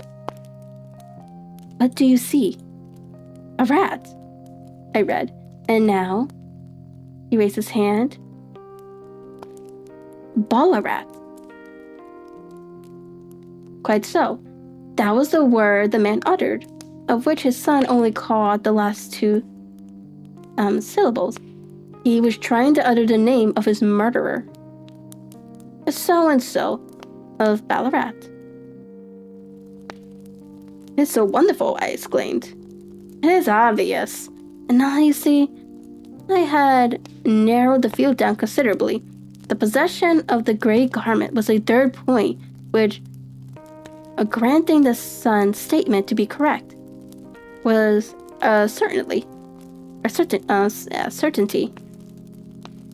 We have come now out of mere vagueness to the definite conception of an Australian from Ballarat with a grey cloak, certainly, and one who was at home in the district with a pool can only be approached by the farm or by the estates, where strangers could hardly wander. Quite so. Then comes our expedition of today. By an examination of the ground, I gained the trifling details which I gave to that imbecile Lestrade as to the personality of the criminal. But how did you gain them? You know my method. It is founded upon the observation of trifles. His height, I know, that you might roughly judge from length of his stride. His boots, too, might be told from their traces. Yes, they were peculiar boots. But his lameness, the impression of his right foot was always less distinct than his left.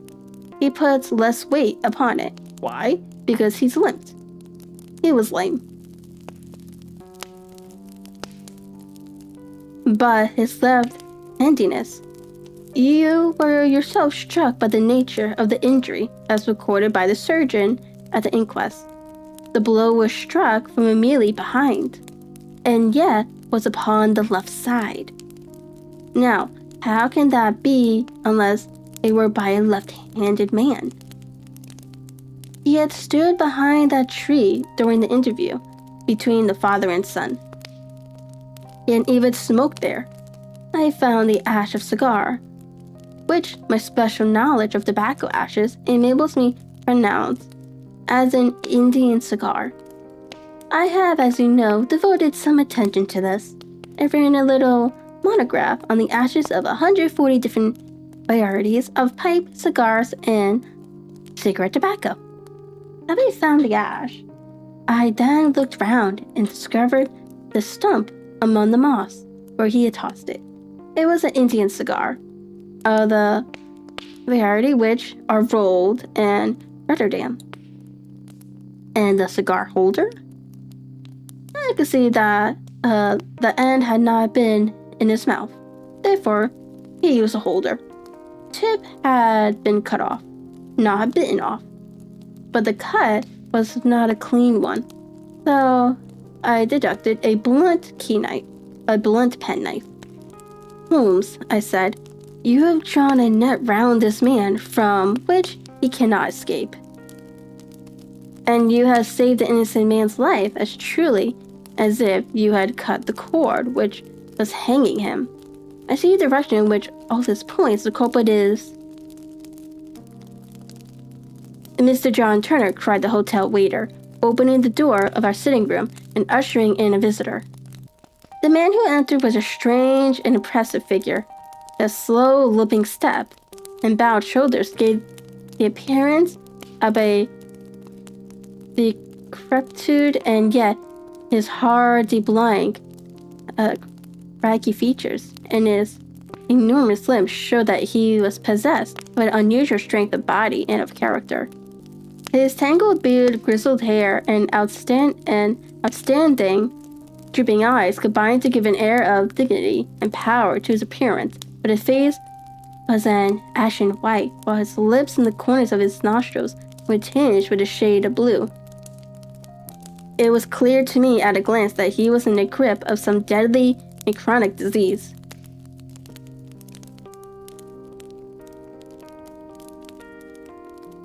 Pray sit down on the sofa, said Holmes gently. You had my note? Yes, the lounge-keeper brought it up. You said that you wished to see me here to avoid scandal?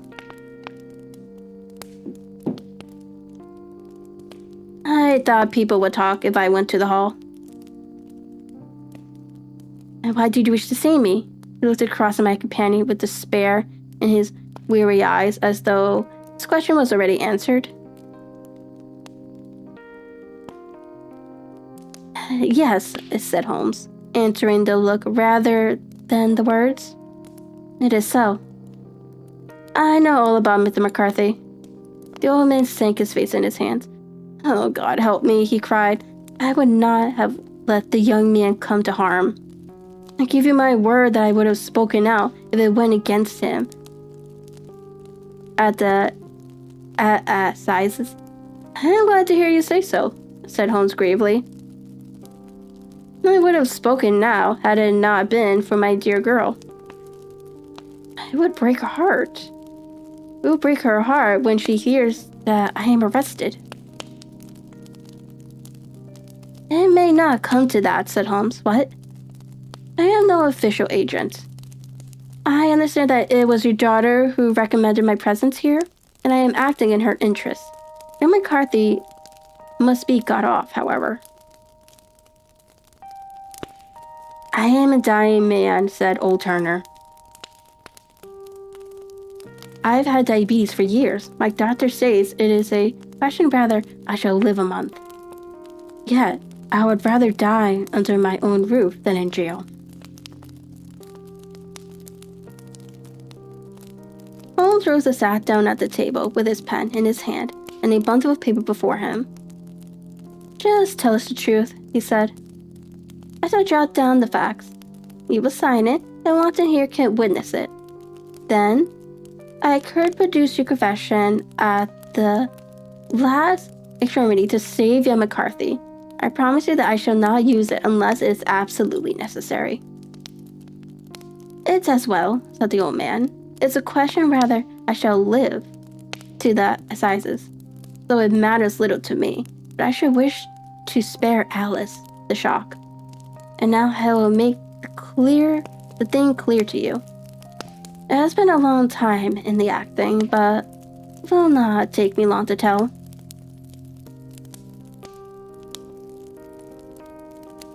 You didn't know this dead man, McCarthy.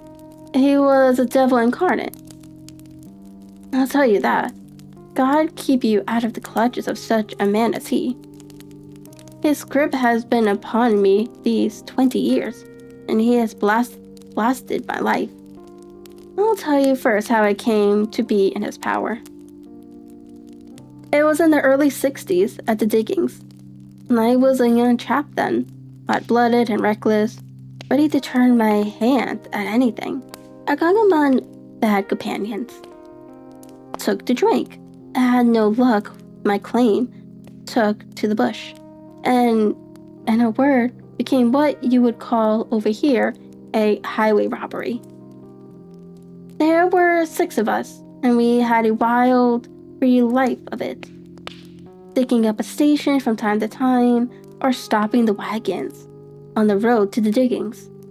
Blackjack of Ballarat was the name I went under, and our party is still remembered in the colony as the Bat Rat Gang. One day, a gold convoy came down from Ballarat to Melbourne. To Melbourne, and we lay in wait for it and attacked it. There were 6 troopers and 6 of us, so it was a close thing. But we emptied 4 of their saddles at the first volley. 3 of our boys were killed, however. Before we got the swag, I put my pistol to the head of the wagon driver. It was this very man, McCarthy. I wished to the Lord that I had shot him then, but I spared him, though I saw his wicked little eyes fixed on my face, as though to remember every feature. We got away with the gold, became wealthy men, and made our way over to England without being suspected. There I parted from my old pals and determined to settle down to a quiet and respected life. I bought this estate, which chanced to be in the market. and I set myself to do a little good with my money, to make up for the way in which I had earned it. And married, too. And though my wife died young, she left me my dear little Alice. Even when she was just a baby, a wee hand seemed to lead me down the right path as nothing else had ever done. In a word, I turned over a new leaf and did my best to make up for the past. All was going well when McCarthy laid his grip upon me.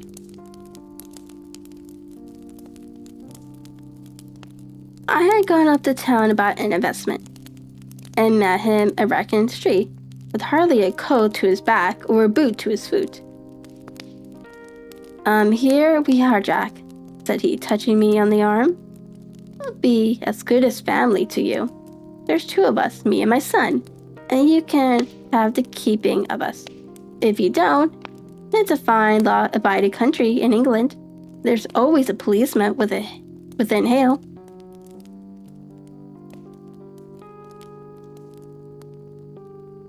Well, down they came to the West Country. There was no shaking them off, and there they have lived rent-free on my best land ever since. There was no rest for me, no peace, no forgetfulness. Turn where I would, there was his cunning, grinning face at my elbow. It grew worse as Alice grew up, for he soon saw I was more afraid of her knowing my past than of the police. Wherever he wanted, he must have, and wherever it was, I gave him without question. Land, money, houses, until at last he asked the thing which I could not give. He asked for Alice.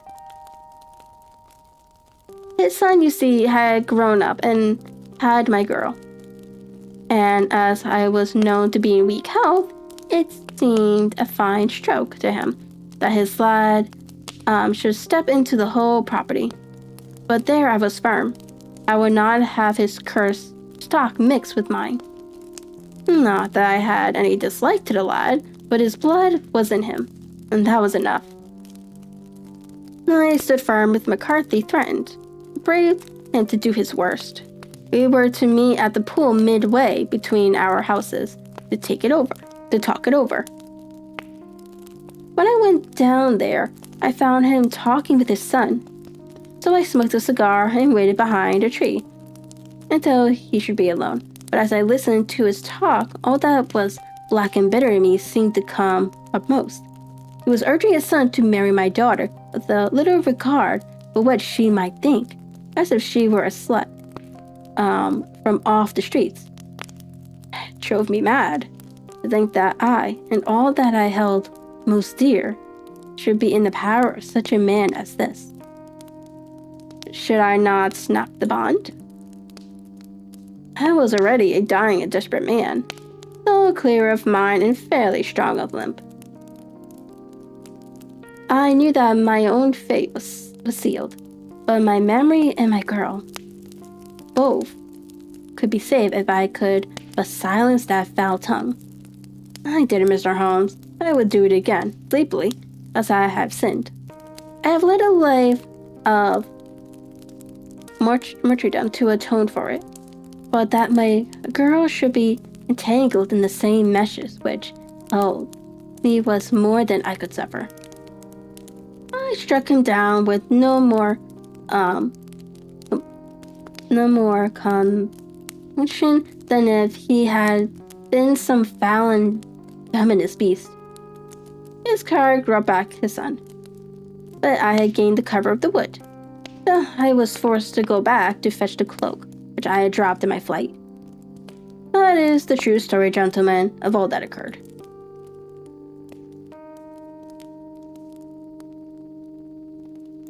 Well, it is not for me to judge you, said Holmes, as the old man signed the statement which he had drawn out. I pray that we may never be exposed to such a temptation. I pray not, sir, and what do you intend to do? In view of your health, nothing. You are yourself aware that you will soon have to answer for your deed at a higher court than the assizes. I will keep your confession, and if McCarthy is condemned, I shall be forced to use it. If not, it shall never be seen by mortal eye, and and your secret, whatever, rather be live or dead, shall be safe with us.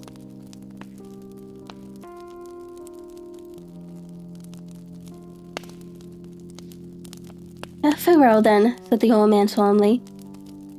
Your old deathbeds, when they come, will be easier for the thought of the peace which you have given to mine. Toddling and shaking in all his giant frame, stumbled slowly from the room. God help us, said Holmes after a long silence. Why does fate play such tricks with poor, helpless worms? I never hear of such a case as this, but I do not think of Baxter's words and say, there, but for the grace of God goes Sherlock Holmes.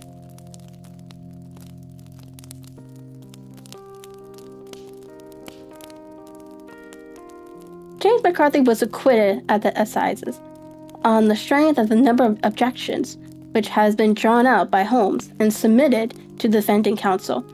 Old Turner lived for 7 months after our interview, but he is now dead, and there in every prospect that the son and daughter may come to live happily together in ignorance of the black cloud which rests upon their past.